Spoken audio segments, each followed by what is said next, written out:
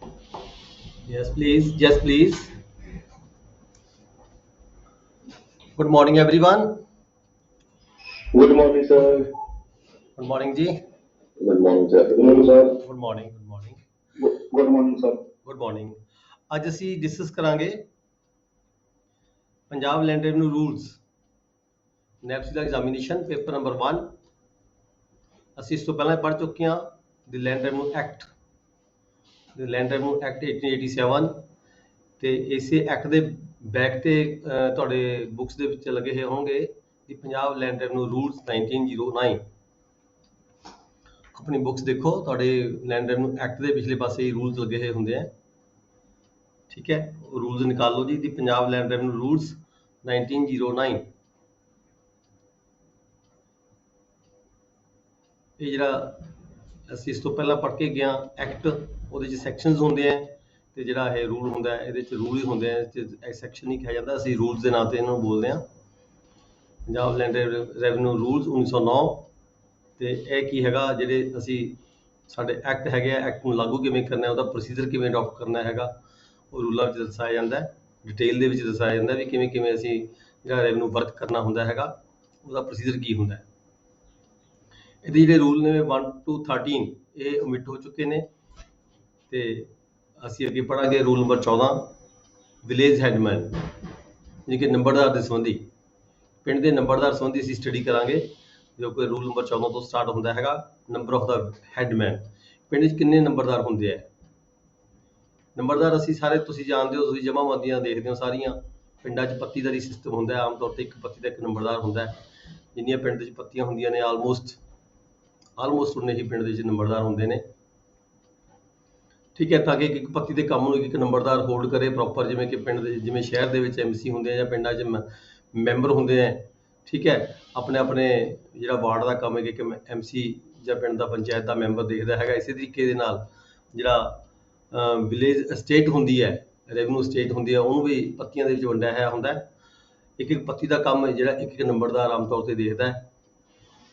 ਉਸ ਪੱਤੀ ਦੇ ਸੰਬੰਧੀ ਕਿਸੇ ਦੀ ਵਿਰਾਸਤ ਦਾ ਇੰਤਕਾਲ ਹੋਣਾ ਕਿਸੇ ਨੇ ਜ਼ਮੀਨ ਪਰਚੇਜ ਕਰਨੀ ਹੈ ਕਿਸੇ ਦੀ ਕੋਈ ਆਇਡੈਂਟੀਫਿਕੇਸ਼ਨ ਹੋਣੀ ਹੈ ਅਥੈਂਟੀਕੇਸ਼ਨ ਹੋਣੀ ਹੈ ਠੀਕ ਹੈ ਸਾਰੇ ਕੰਮ ਉਸ ਰੈਵਨਿਊ ਨਾਲ ਸੰਬੰਧਿਤ ਜਾਂ ਰੈਵਨਿਊ ਤੋਂ ਇਲਾਵਾ ਹੋਰ ਵੀ ਕੋਈ ਕੰਮ ਹੁੰਦੇ ਆ ਪਿੰਡ ਦੇ ਜਿਵੇਂ ਹੋਰ ਡਿਪਾਰਟਮੈਂਟਾਂ ਨੂੰ ਵੀ ਕਿਸੇ ਨੂੰ ਹੈਲਪ ਦੀ ਜ਼ਰੂਰਤ ਹੁੰਦੀ ਹੈ ਪਿੰਡ ਦੇ ਨੰਬਰਦਾਰ ਤੋਂ ਜ਼ਰੂਰਤ ਹੁੰਦੀ ਹੈ ਤਾਂ ਉਹ ਨੰਬਰਦਾਰ ਆਪਣੀ ਆਪਣੀ ਪੱਤੀ ਦੇ ਕੰਮ ਦੇਖਦੇ ਨੇ ਤੇ ਇਹਨਾਂ ਦੀ ਗਿਣਤੀ ਕਿੰਨੀ ਹੁੰਦੀ ਹੈ ਆਮ ਤੌਰ ਤੇ ਹੀ ਹੈਗਾ ਵੱਡੇ ਪਿੰਡਾਂ 'ਚ ਵੱਧ ਨੰਬਰਦਾਰ ਹੁੰਦੇ ਨੇ ਛੋਟੇ ਪਿੰਡਾਂ 'ਚ ਘੱਟ ਨੰਬਰਦਾਰ ਹੁੰਦੇ ਨੇ ਜਿੱਥੇ ਕਿਤੇ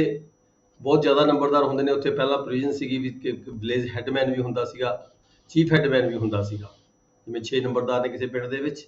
ਇੱਕ ਚੀਫ ਹੈਡਮੈਨ ਹੁੰਦਾ ਸੀ ਇੱਕ ਸਭ ਤੋਂ ਵੱਡਾ ਨੰਬਰਦਾਰ ਬਣਾਇਆ ਜਾਂਦਾ ਸੀਗਾ ਪਰ ਮੈਂ ਤਾਂ ਕਿਤੇ ਦੇਖਿਆ ਨਹੀਂ ਆਪਣੇ ਪਿੰਡਾਂ ਦੇ ਵਿੱਚ ਠੀਕ ਹੈ ਹੈਡਮੈਨ ਦੀ ਹੀ ਨੰਬਰਦਾਰ ਦੀ ਹੀ ਜਿਹੜੀ ਹੈਗੀ ਆ ਪੋਸਟਿੰਗ ਹੁੰਦੀ ਹੈ ਨਿਯੁਕਤੀ ਹੁੰਦੀ ਹੈ ਜਿੰਨੇ ਨੰਬਰਦਾਰ ਨਿਯੁਕਤ ਹੋ ਗਏ ਕਿਸੇ ਪਿੰਡ ਦੇ ਵਿੱਚ ਕਿਸੇ ਪੱਤੀਦਾਰੀ ਸਿਸਟਮ ਦੇ ਵਿੱਚ ਜੇ ਪੱਤੀਦਾਰੀ ਸਿਸਟਮ ਨਾ ਵੀ ਹੋਵੇ ਤਦ ਵੀ ਨੰਬਰਦਾਰ ਜਿੰਨੇ ਵੀ ਇਨੀਸ਼ੀਅਲ ਸਟੇਜ ਤੇ ਜਿੰਨੀਆਂ ਪੋਸਟਾਂ ਨੰਬਰਦਾਰੀ ਦੀਆਂ ਹੈਗੀਆਂ ਨੇ ਜੇ ਉਸ ਪੋਸਟ ਨੂੰ ਵਧਾਉਣਾ ਹੋਵੇ ਨੰਬਰਦਾਰੀ ਦੀ ਪੋਸਟ ਵਧਾਉਣੀ ਹੋਵੇ ਇਨਕਰੀਜ਼ ਕਰਨੀ ਹੋਵੇ ਤਾਂ ਕਮਿਸ਼ਨਰ ਦੀ ਪ੍ਰਵਾਨਗੀ ਲੈਣੀ ਪੈਂਦੀ ਹੈ ਆਪਣੀ ਮਰਜ਼ੀ ਨਾਲ ਨਾ ਰੈਵਨਿਊ ਆਫੀਸਰ ਨਾ ਕਲੈਕਟਰ ਆਪਦੇ ਪੱਧਰ ਤੇ ਜਿਹੜੀ ਨੰਬਰਦਾਰਾਂ ਦੀ ਗਿਣਤੀ ਜਿਹੜੀ ਹੈਗੀ ਨਹੀਂ ਵਧਾ ਸਕਦਾ ਯਾਨੀ ਕਿ ਪੋਸਟ ਕ੍ਰੀਏਟ ਕਰਨੀ ਹੋਵੇ ਜੇ ਨਵੀਂ ਤਾਂ ਉਹਦੇ ਲਈ ਕੀ ਹੈਗਾ ਕਮਿਸ਼ਨਰ ਦੀ ਪ੍ਰਵਾਨਗੀ ਲੈਣੀ ਪੈਂਦੀ ਹੈ ਜੇ ਕਿਸੇ ਵੀ ਕਾਰਨ ਕੋਈ ਪੋਸਟ ਵਧਾਉਣੀ ਹੋਵੇ ਉਸ ਵਧਾਉਣ ਦਾ ਕਾਰਨ ਕੀ ਹੋ ਸਕਦਾ ਕਿ ਕੋਈ ਵੀ ਰੀਜ਼ਨ ਹੋ ਸਕਦਾ ਕਿਤੇ ਪਿੰਡ ਵੱਡਾ ਹੋ ਗਿਆ ਜਾਂ ਕੋਈ ਤੇ ਪੱਤੀਆਂ ਮਤਲਬ ਕਿ ਕੰਮ ਨਹੀਂ ਸਮਝ ਰਿਹਾ ਹੈਗਾ ਜਾਂ ਕਿਤੇ ਐਨਆਰਆਈ ਨੰਬਰ ਨਿਯੁਕਤ ਕਰਨਾ ਪੈ ਗਿਆ ਜਾਂ ਕਿਤੇ ਹਰੀਜਨ ਨੰਬਰਦਾਰ ਨਿਯੁਕਤ ਕਰਨਾ ਪੈ ਗਿਆ ਠੀਕ ਹੈ ਤਾਂ ਇਦਾਂ ਦੇ ਕੇਸਾਂ ਦੇ ਵਿੱਚ ਜਦੋਂ ਕੋਈ ਨੰਬਰਦਾਰ ਇਨਕਰੀਜ਼ ਕਰਨਾ ਹੁੰਦਾ ਤਾਂ ਕਮਿਸ਼ਨਰ ਦੀ ਪ੍ਰਵਾਨਗੀ ਲੈਣੀ ਜਿਹੜੀ ਹੈਗੀ ਹੈ ਪਰਮਿਸ਼ਨ ਲੈਣੀ ਜ਼ਰੂਰੀ ਹੁੰਦੀ ਹੈ ਪਰ ਜੇਕਰ ਨੰਬਰਦਾਰਾਂ ਦੀ ਗਿਣਤੀ ਘਟਾਣੀ ਹੋਵੇ ਕਿਸੇ ਕਾਰਨ ਲੱਗਦਾ ਵੀ ਸਾਨੂੰ ਲੋੜ ਨਹੀਂ ਰਹੀ ਇਸ ਪਿੰਡ 'ਚ ਨੰਬਰਦਾਰਾਂ ਦੀ ਗਿਣਤੀ ਬਹੁਤ ਜ਼ਿਆਦਾ ਹੈਗੀ ਹੈ ਨੰਬਰਦਾਰਾਂ ਨੂੰ ਜਿਹੜਾ ਮਾਣ ਭੱਤਾ ਹੈਗਾ ਉਹ ਵੀ ਦੇਣਾ ਪੈਂਦਾ ਹੈਗਾ ਜ਼ਰੂਰਤ ਨਹੀਂ ਹੈਗੀ ਇੰਨੇ ਨੰਬਰਦਾਰਾਂ ਦੀ ਜਿਹੜਾ ਪਿੰਡ ਹੈ ਇਹ ਹੁਣ ਮੋਸਟਲੀ ਸ਼ਹਿਰ ਦੇ ਵਿੱਚ ਮਤਲਬ ਕਿ ਇਨਕਲੂਡ ਹੋ ਚੁੱਕਿਆ ਹੈ ਠੀਕ ਹੈ ਤਾਂ ਨੰਬਰਦਾਰ ਜਿਹੜੀਆਂ ਪੋਸਟਾਂ ਨੇ ਜੇ ਘੱਟ ਕਰਨੀਆਂ ਹੋਣ ਤਾਂ ਜਿਹੜੀ ਫਾਈਨੈਂਸ਼ੀਅਲ ਕਮਿਸ਼ਨਰ ਤੋਂ ਪਰਮਿਸ਼ਨ ਲੈ ਕੇ ਹੀ ਨੰਬਰਦਾਰ ਨੇ ਜਿਹੜੀਆਂ ਪੋਸਟਾਂ ਨੇ ਉਹ ਘਟਾਈਆਂ ਜਾ ਸਕਦੀਆਂ ਨੇ ਕਮਿਸ਼ਨਰ ਪੱਧਰ ਤੇ ਜਾਂ ਕਲੈਕਟਰ ਪੱਧਰ ਤੇ ਜਿਹੜੀ ਨੰਬਰਦਾਰ ਦੀ ਜਿਹੜੀ ਅਸਾਮੀ ਹੈ ਉਸ ਨੂੰ ਖਤਮ ਨਹੀਂ ਕੀਤਾ ਜਾ ਸਕਦਾ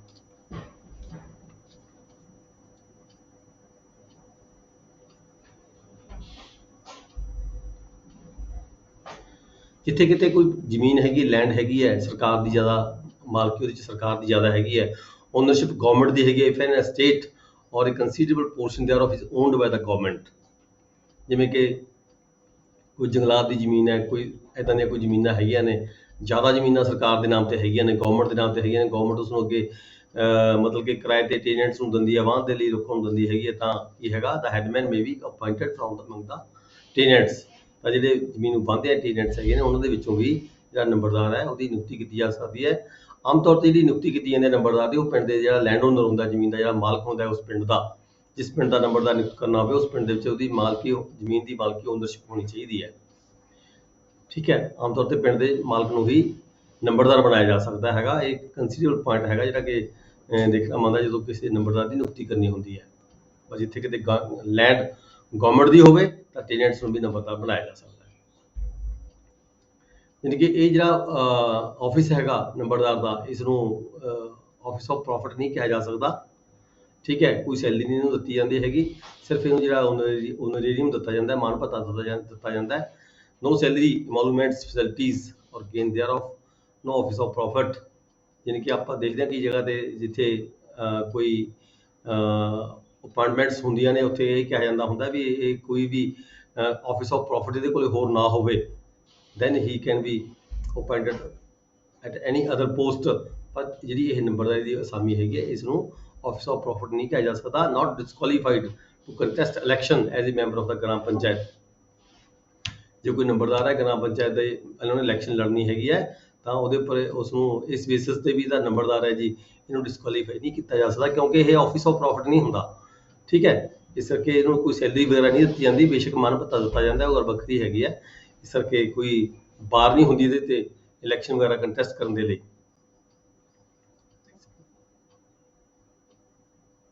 ਨੈਕਸਟ ਹੈ matters, rule number 15, matters to be considered in the first appointment. ਜਦੋਂ ਕਿਸੇ ਨੰਬਰਦਾਰ ਨੂੰ ਪਹਿਲੀ ਵਾਰੀ ਨਿਯੁਕਤ ਕਰਨਾ ਹੈਗਾ ਤਾਂ ਕਿਹੜੀਆਂ ਗੱਲਾਂ ਅਸੀਂ ਧਿਆਨ ਰੱਖਣੀਆਂ। ਤੁਸੀਂ ਜਦੋਂ ਐਜ਼ ਏ ਰੈਵਨਿਊ ਆਫੀਸਰ ਕੰਮ ਕਰਨਾ ਹੈਗਾ, ਤੁਹਾਡੇ ਕੋਲ ਇਦਾਂ ਦੇ ਕੇਸ ਆਮ ਤੌਰ ਤੇ ਆਉਂਦੇ ਹੁੰਦੇ ਆ, ਜਦੋਂ ਤੁਸੀਂ ਨੰਬਰਦਾਰ ਨੂੰ ਰਿਕਮੈਂਡ ਕਰਕੇ ਭੇਜਦੇ ਹੋ। ਕਈ ਕੈਂਡੀਡੇਟ ਤੁਹਾਡੇ ਕੋਲੇ ਜਦੋਂ ਕੋਈ ਅਸਾਮੀ ਨੰਬਰਦਾਰ ਦੀ ਖਾਲੀ ਹੁੰਦੀ ਹੈ ਕਿਸੇ ਪਿੰਡ ਦੇ ਵਿੱਚ, ਤਾਂ ਉਹਦਾ ਪ੍ਰੋਸੀਜਰ ਕੀ ਹੁੰਦਾ ਹੈ, ਅਸੀਂ ਪਰਮਿਸ਼ਨ ਲੈ ਕੇ ਨੰਬਰਦਾਰ ਦੀ ਵੈਕੈਂਸੀ ਨੂੰ ਫਿਲ ਕਰਨ ਦੀ ਖਾਤਰ, ਠੀਕ ਹੈ, ਕਮਿਸ਼ਨਰ ਦੀ ਪ੍ਰਵਾਨਗੀ ਉਪਰੰਤ ਅਸੀਂ ਨੰਬਰਦਾਰ ਦੀ ਅਸਾਮੀ ਫਿਲ ਕਰਦੇ ਹਾਂ। ਸਭ ਤੋਂ ਪਹਿਲਾਂ ਪਿੰਡ 'ਚ ਮਨਾਦੀ ਕਰਾਈ ਜਾਂਦੀ ਹੈ। ਮਨਾਦੀ ਕਰਾਉਣ ਤੋਂ ਬਾਅਦ ਐਪਲੀਕੇਸ਼ਨਸ ਆਉਂਦੀਆਂ ਨੇ ਤੁਹਾਡੇ ਪਾਸ। ਐਪਲੀਕੇਸ਼ਨਸ ਜਿਹੜਾ ਰੈਵਨਿਊ ਸਰਕਲ ਤਹਿਸੀਲਦਾਰ ਕੋਲੇ ਹੁੰਦਾ ਜਾਂ ਜਿਹੜਾ ਰੈਵਨਿਊ ਸਰਕਲ ਨੈਫਸੀਦਾਰ ਕੋਲੇ ਹੁੰਦਾ, ਉਹਨੇ ਆਪਣੇ ਆਪਣੇ ਸਰਕਲ ਦੇ ਵਿੱਚ ਜੇ ਕੋਈ ਵੈਕੈਂਸੀ ਖਾਲੀ ਹੈ ਤਾਂ ਉਸ ਨੂੰ ਫਿਲ ਕਰਨ ਦੀ ਖਾਤਰ ਤੇ ਇੱਦਾਂ ਦੀ ਜਿਹੜੀ ਕਾਰਵਾਈ ਉਹ ਕੀਤੀ ਜਾਂਦੀ ਹੈ। ਜਦੋਂ ਤੁਹਾਡੇ ਕੋਲ ਐਪਲੀਕੇਸ਼ਨਸ ਆ ਗਈਆਂ, ਮੰਨ ਲਓ ਤੁਹਾਡੇ ਕੋਲ ਇੱਕ ਅਸਾਮੀ ਤੁਸੀਂ ਫਿਲ ਕਰਨੀ ਹੈਗੀ, ਤੁਹਾਡੇ ਕੋਲ 7-8 ਐਪਲੀਕੇਸ਼ਨਸ ਆ ਗਈਆਂ, ਤਾਂ ਫਿਰ ਕਿਹੜੇ ਪੁਆਇੰਟਸ ਤੁਸੀਂ ਦੇਖਣੇ ਹੁੰਦੇ ਨੇ,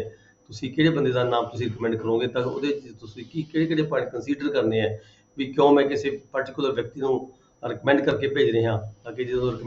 ਅਸੀਂ ਰਿਕਮੈਂਡੇਸ਼ਨ ਕਰਨੀ ਹੁੰਦੀ ਹੈ, ਅੱਗੇ ਫਾਈਨਲ ਅਥਾਰਟੀ ਕਲੈਕਟਰ ਕੋਲੇ ਹੁੰਦੀ ਹੈ, ਕਲੈਕਟਰ ਵੱਲੋਂ ਹੀ ਅਪਾਇੰਟਮੈਂਟ ਕੀਤੀ ਜਾਂਦੀ ਹੈ ਨੰਬਰਦਾਰ ਦੀ। ਠੀਕ ਹੈ, ਰੈਵਨਿਊ ਆਫੀਸਰ ਮੇ ਵੀ ਤਹਿਸੀਲਦਾਰ ਮੇ ਵੀ ਨੈਬ ਤਹਿਸੀਲਦਾਰ ਰਿਕਮੈਂਡ ਕਰਕੇ ਭੇਜਦਾ ਹੈਗਾ। ਉਦੋਂ ਕਿਹੜੇ ਪੁਆਇੰਟਸ ਅਸੀਂ ਦੇਖੇ ਜਾਂਦੇ, ਇਹ ਸੈਕਸ਼ਨ ਇਹ ਰੂਲ 15 ਹੈਗਾ, ਕਿਹੜੀਆਂ ਗੱਲਾਂ ਦਾ ਧਿਆਨ ਰੱਖ ਕੇ ਅਸੀਂ ਕਿਹੜੇ ਬੰਦੇ ਨੂੰ, ਕਿਸ ਬੰਦੇ ਨੂੰ ਅਸੀਂ ਰਿਕਮੈਂਡ ਕਰਦੇ ਹਾਂ। ਸਭ ਤੋਂ ਪਹਿਲਾਂ ਇਹਦਾ ਪੁਆਇੰਟ ਹੈਗਾ hereditary claims, we Ki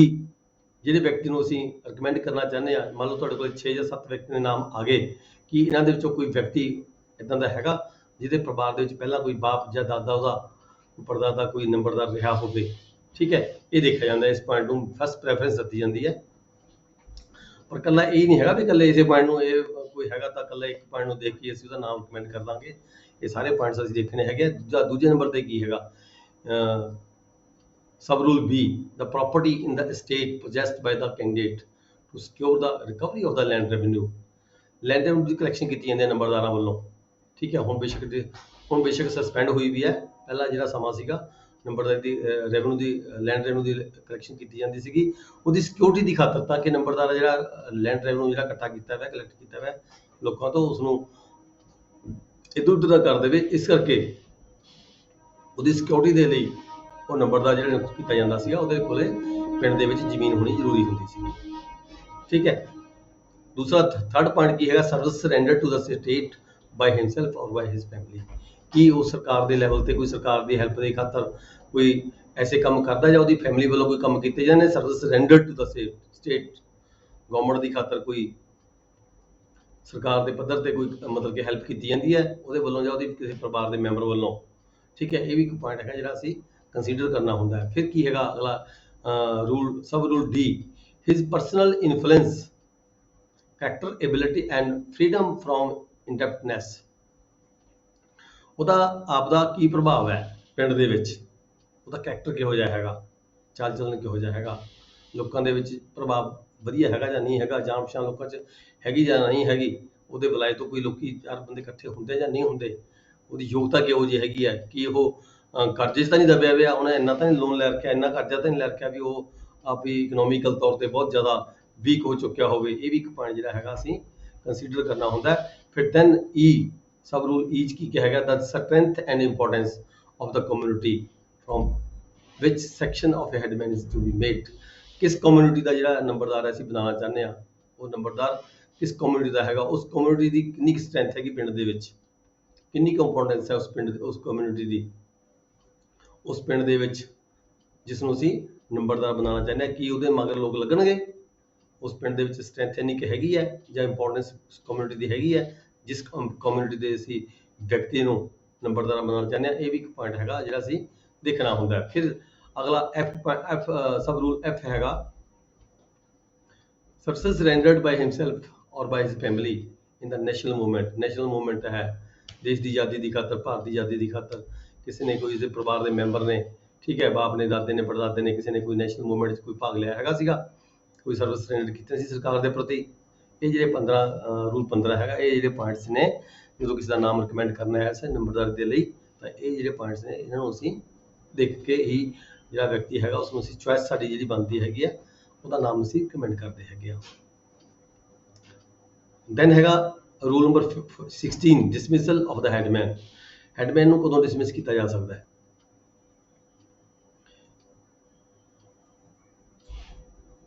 sub rule 1, a headman shall be dismissed। Number A, clause A 'ਚ ਕੀ ਕਿਹਾ ਹੈਗਾ, is he sentenced to imprisonment for 1 year or upward। ਜਦੋਂ ਕਿਸੇ ਵਿਅਕਤੀ ਨੂੰ, ਕਿਸੇ ਨੰਬਰਦਾਰ ਨੂੰ 1 ਸਾਲ ਜਾਂ 1 ਸਾਲ ਤੋਂ ਵੱਧ ਦੀ ਸਜ਼ਾ ਹੋ ਜਾਵੇ ਕਿਸੇ ਕੋਰਟ ਵੱਲੋਂ, ਠੀਕ ਹੈ, 1 ਸਾਲ ਜਾਂ 1 ਸਾਲ ਤੋਂ ਵੱਧ ਦੀ ਸਜ਼ਾ ਹੋ ਜਾਵੇ, ਤਾਂ ਉਸ ਨੂੰ ਜਿਹੜਾ ਹੈਗਾ ਉਹਦੀਆਂ ਸੇਵਾਵਾਂ ਤੋਂ ਡਿਸਮਿਸ ਕਰ ਦਿੱਤਾ ਜਾਂਦਾ ਹੈ। बीच की क्या है, in an estate owned altogether or chiefly by the government, he ceases to the possess interest। ਜਦੋਂ ਕੋਈ ਜਿਸ ਪਿੰਡ ਦਾ ਉਹ ਨੰਬਰਦਾਰ ਹੈਗਾ, ਠੀਕ ਹੈ, ਜਿਸ 'ਚ ਉਹਦੀ ਮਾਲਕੀ ਹੈਗੀ ਸੀ, ਕਿ ਉਹਦੀ ਮਾਲਕੀ ਖਤਮ ਹੋ ਜਾਵੇ, ਉਹਦਾ ਇੰਟਰਸਟ ਖਤਮ ਹੋ ਚੁੱਕਿਆ ਹੋਵੇ ਪਿੰਡ ਦੇ ਵਿੱਚ, ਕਿਉਂਕਿ ਉਹਦੀ ਓਨਰਸ਼ਿਪ ਖਤਮ ਹੋ ਗਈ ਹੋਵੇ, ਠੀਕ ਹੈ, ਉਹਦਾ ਇੰਟਰਸਟ ਖਤਮ ਹੋ ਚੁੱਕਿਆ ਹੋਵੇ ਪਿੰਡ ਦੇ ਵਿੱਚ, ਜ਼ਮੀਨ ਜਮੂਨ ਵੇਚ ਗਿਆ ਹੋਵੇ ਆਪਣੀ ਸਾਰੀ, ਤਾਂ ਵੀ ਜਿਹੜਾ ਨੰਬਰਦਾਰ ਹੈਗਾ ਉਸ ਨੂੰ ਡਿਸਮਿਸ ਕੀਤਾ ਜਾ ਸਕਦਾ ਹੈ। Shall be dismiss, shall be dismiss may ਵੀ ਨਹੀਂ ਹੈ, ਅਸੀਂ ਵਰਡ ਯੂਜ਼ ਕਰ ਰਹੇ ਹਾਂ। ਰੂਲ 15 ਸਬ ਰੂਲ 1 ਦੇ ਵਿੱਚ a headman shall be dismissed, ਮਤਲਬ ਕਿ ਉਹਨੂੰ ਡਿਸਮਿਸ ਕਰ ਦਿੱਤਾ ਜਾਂਦਾ ਹੈ, ਠੀਕ ਹੈ। ਨੈਕਸਟ ਕਲੌਜ਼ C ਦੇ ਵਿੱਚ ਕੀ ਕਿਹਾ ਗਿਆ, in any other state he ceases to be a landowner in the estate ਔਰ ਸਬ ਡਿਵੀਜ਼ਨ, ਪੂਰੀ ਡਿਵੀਜ਼ਨ ਦੇ ਵਿੱਚ, ਸਬ ਡਿਵੀਜ਼ਨ ਦੇ ਵਿੱਚ, ਬੇਸ਼ੱਕ ਪਿੰਡ 'ਚ ਉਹਨੇ ਜ਼ਮੀਨ ਵੇਚ ਦਿੱਤੀ ਹੋਵੇ, ਪਰ ਉਸ ਸਬ ਡਿਵੀਜ਼ਨ ਦੇ ਵਿੱਚ ਕਿਤੇ ਹੋਰ ਪਿੰਡ 'ਚ ਉਹਦੀ ਜ਼ਮੀਨ ਹੋਵੇ, ਠੀਕ ਹੈ, ਪਰ ਉੱਥੇ ਵੀ ਨਾ ਹੋਵੇ, ਪੂਰੀ ਸਬ ਡਿਵੀਜ਼ਨ ਦੇ ਵਿੱਚ, ਜਿਸ ਸਬ ਡਿਵੀਜ਼ਨ 'ਚ ਉਹਦਾ ਪਿੰਡ ਪੈਂਦਾ ਹੈ, ਉਸ ਕਿਸੇ ਵੀ ਸਬ ਡਿਵੀਜ਼ਨ ਦੇ ਕਿਸੇ ਵੀ ਪਿੰਡ ਦੇ ਵਿੱਚ ਉਹਦੀ ਮਾਲਕੀ ਨਾ ਰਹੀ ਹੋਵੇ, ਸਾਰੀ ਜ਼ਮੀਨ ਜਿਹੜੀ ਹੈਗੀ ਹੈ ਉਹ ਟ੍ਰਾਂਸਫਰ ਕਰ ਚੁੱਕਿਆ ਹੋਵੇ, ਤਦ ਵੀ ਜਿਹੜਾ ਹੈਗਾ ਉਸ ਨੂੰ ਨੰਬਰਦਾਰੀ ਦੀ ਅਸਾਮੀ ਤੋਂ ਡਿਸਮਿਸ ਕਰ ਦਿੱਤਾ ਜਾਂਦਾ ਹੈ। ਜਾਂ ਫਿਰ ਡੀ ਕਲੌਜ਼ ਹੈਗੀ ਹੈ, he has mortgaged his holding, ਉਹਨੇ ਆਪਣੀ ਸਾਰੀ ਦੀ ਸਾਰੀ ਜਿਹੜੀ ਜ਼ਮੀਨ ਹੈ ਉਹ ਮੌਰਗੇਜ ਕਰ ਦਿੱਤੀ ਹੋਵੇ, ਵਿਦ ਪੋਜੈਸ਼ਨ, ਕਬਜ਼ਾ ਵੀ ਅੱਗੇ ਟ੍ਰਾਂਸਫਰ ਕਰ ਦਿੱਤਾ ਹੋਵੇ ਮੌਰਗੇਜੀ ਨੂੰ। But in special cases the collector may with the commissioner sanction retain, ਉੱਥੇ ਮਰਜ਼ੀ ਆ ਹੁਣ ਇੱਥੇ ਕਮਿਸ਼ਨਰ ਦੀ, ਕਲੈਕਟਰ ਦੀ ਮਰਜ਼ੀ ਹੈਗੀ ਹੈ, with the permission of the commissioner, ਠੀਕ ਹੈ, ਹੀ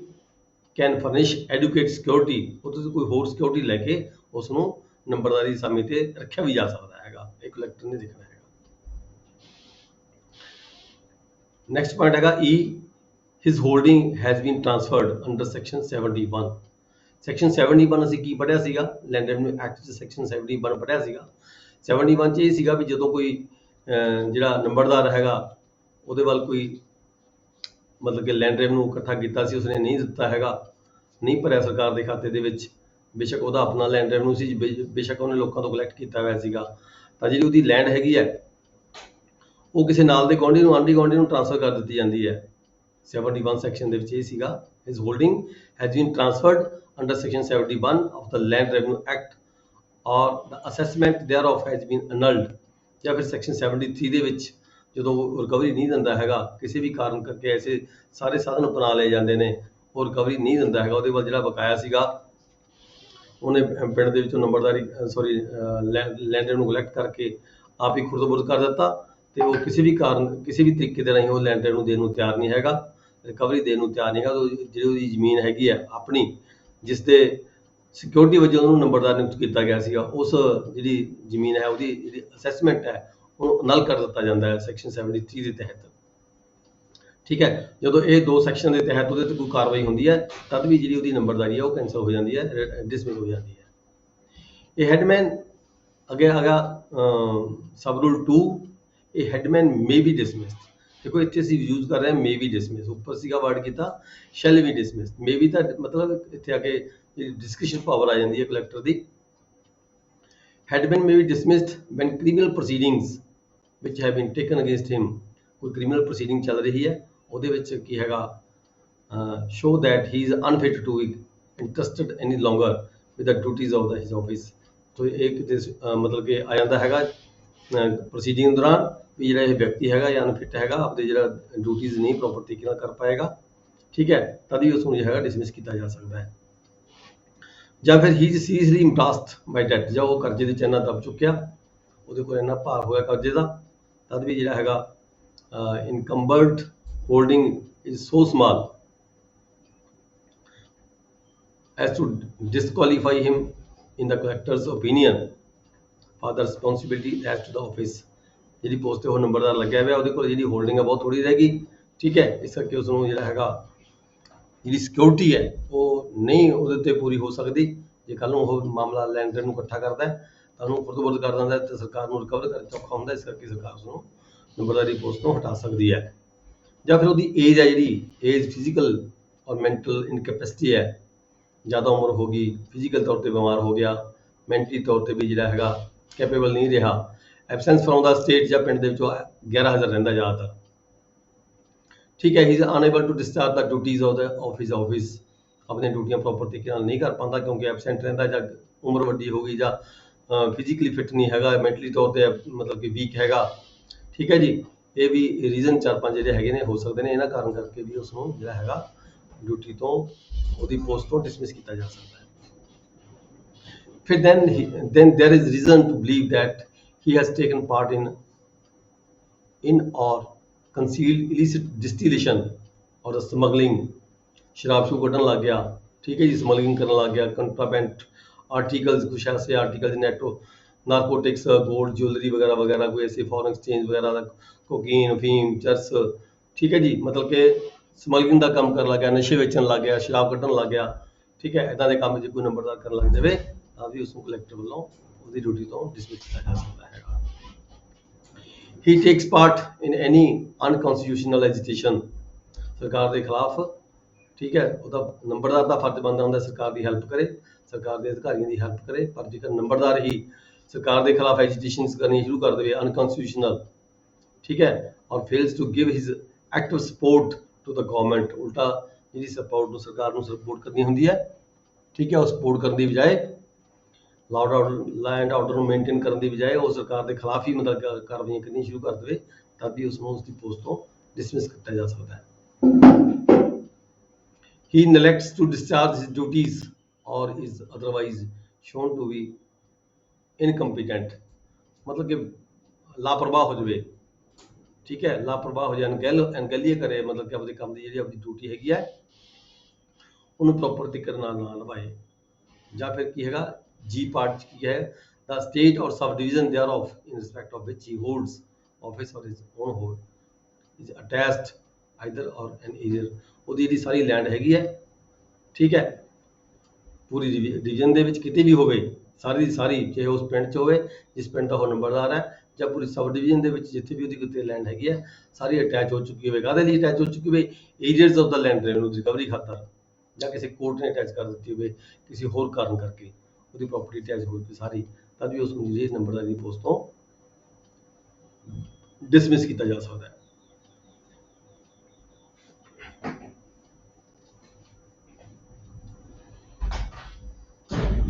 तो ਗਵਰਨਮੈਂਟ ਸਰਵਿਸ ਦੀ ਗੱਲ ਕੀਤੀ ਗਈ ਹੈ ਇਹਦੇ ਵਿੱਚ appointment of lambardar government service not a disqualification to be appointed for the post of lambardar. ਮੇਰੇ ਤੋਂ ਕੱਲ ਪਰਸੋਂ ਕੁਐਸਚਨ ਕੀਤਾ ਸੀ, ਮੇਰੇ ਯਾਦ ਨਹੀਂ ਸੀ ਕਿੱਥੇ ਪੜ੍ਹਿਆ ਤਾਂ ਮੈਂ ਜ਼ਰੂਰ ਸੀਗਾ। ਜੇ ਕਿ ਗਵਰਨਮੈਂਟ ਸਰਵਿਸ ਜੇ ਕੋਈ ਕਰਦਾ ਹੈਗਾ ਜਾਂ ਕੋਈ ਨੰਬਰਦਾਰ ਹੈਗਾ ਤਾਂ ਉਸ ਨੂੰ ਗਵਰਨਮੈਂਟ ਦੀ ਜਿਹੜੀ ਜੌਬ ਹੈਗੀ ਹੈ ਨਾਟ ਏ ਡਿਸਕੁਆਲੀਫਿਕੇਸ਼ਨ ਨਹੀਂ ਹੈਗੀ appointment of lambardar government service not a disqualification to be appointed for the post of lambardar. ਜੇ ਕੋਈ ਗਵਰਨਮੈਂਟ ਜੌਬ ਕਰਦਾ ਹੈ ਠੀਕ ਹੈ ਤਾਂ ਵੀ ਉਸ ਨੂੰ ਜਿਹੜਾ ਨੰਬਰਦਾਰ ਹੈ ਨਿਯੁਕਤ ਕੀਤਾ ਜਾ ਸਕਦਾ ਹੈਗਾ।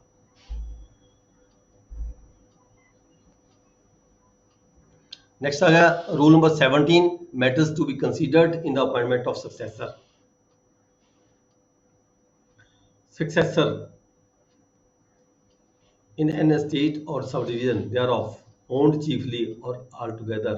by the government, a successor to the office of headman shall be selected with the due regard to all the considerations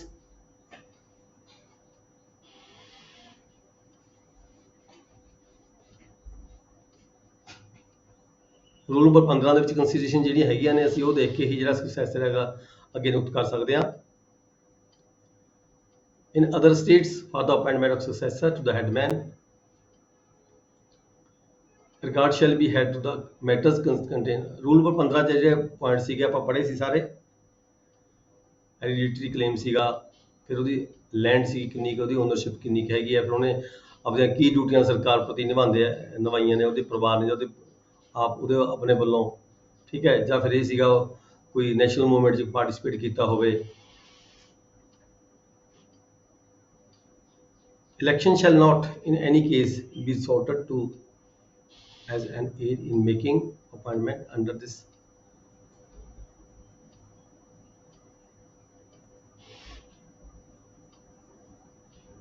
okay.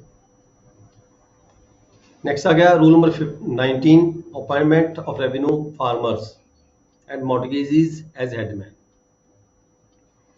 revenue farmer ਕਿਹਨੂੰ ਕਿਹਾ ਗਿਆ ਇੱਥੇ, mortgagee ਕਿਹਨੂੰ ਕਿਹਾ ਗਿਆ? ਜਦੋਂ ਕੋਈ ਲੈਂਡ ਓਨਰ ਹੁੰਦਾ ਹੈ, ਮੇਬੀ ਲੈਂਡ ਓਨਰ ਨੰਬਰਦਾਰ ਸੀਗਾ, ਨੰਬਰਦਾਰ ਦੀ ਜਿਹੜੀ ਲੈਂਡ ਸੀਗੀ ਉਹ ਕਿਸੇ ਸੈਕਸ਼ਨ 71 72 73 ਦੇ ਤਹਿਤ ਜਾਂ ਤਾਂ ਫਿਰ ਉਹ ਕਿਸੇ ਨਾਲ ਦੇ ਖੇਤ ਵਾਲੇ ਨੂੰ ਦੇ ਦਿੱਤੀ for the recovery of the areas of the land revenue, ਜਾਂ ਉਹਦੀ ਜ਼ਮੀਨ ਅਟੈਚ ਹੋ ਚੁੱਕੀ, ਜਾਂ ਉਹਦੀ ਜਿਹੜੀ ਹੈਗਾ ਪੋਜੈਸ਼ਨ ਹੈ ਕਿਸੇ ਨਾਲ ਦੇ ਬੰਦੇ ਨੂੰ ਦੇ ਦਿੱਤਾ ਠੀਕ ਹੈ। ਤਾਂ ਫਿਰ ਜਦੋਂ ਨੰਬਰਦਾਰ ਦਾ ਜਿਹੜਾ ਸਾਰੀ ਲੈਂਡ ਹੀ ਕਿਤੇ ਹੋਰ ਟ੍ਰਾਂਸਫਰ ਹੋ ਗਈ, ਕਿਸੇ ਨਾਲ ਦੇ ਫਾਰਮਰ ਨੂੰ ਦੇਤੀ, ਇੱਥੇ ਕਿਹਾ ਗਿਆ ਵੀ ਉਹ ਜਿਸ ਵਿਅਕਤੀ ਨੂੰ ਦੀ ਲੈਂਡ ਟ੍ਰਾਂਸਫਰ ਹੋਈ ਹੈ, ਚਾਹੇ ਉਹ ਕੋਈ ਮੌਰਗੇਜੀ ਹੈ, ਚਾਹੇ ਉਹ ਨਾਲ ਦਾ ਕੋਈ ਹੋਰ ਫਾਰਮਰ ਹੈਗਾ, the transferee agent or farmer who under those proceedings obtains the possession of the land on which the areas were due may in the discretion of the collector। ਤਾਂ ਜਿਹੜਾ ਕਲੈਕਟਰ ਹੈਗਾ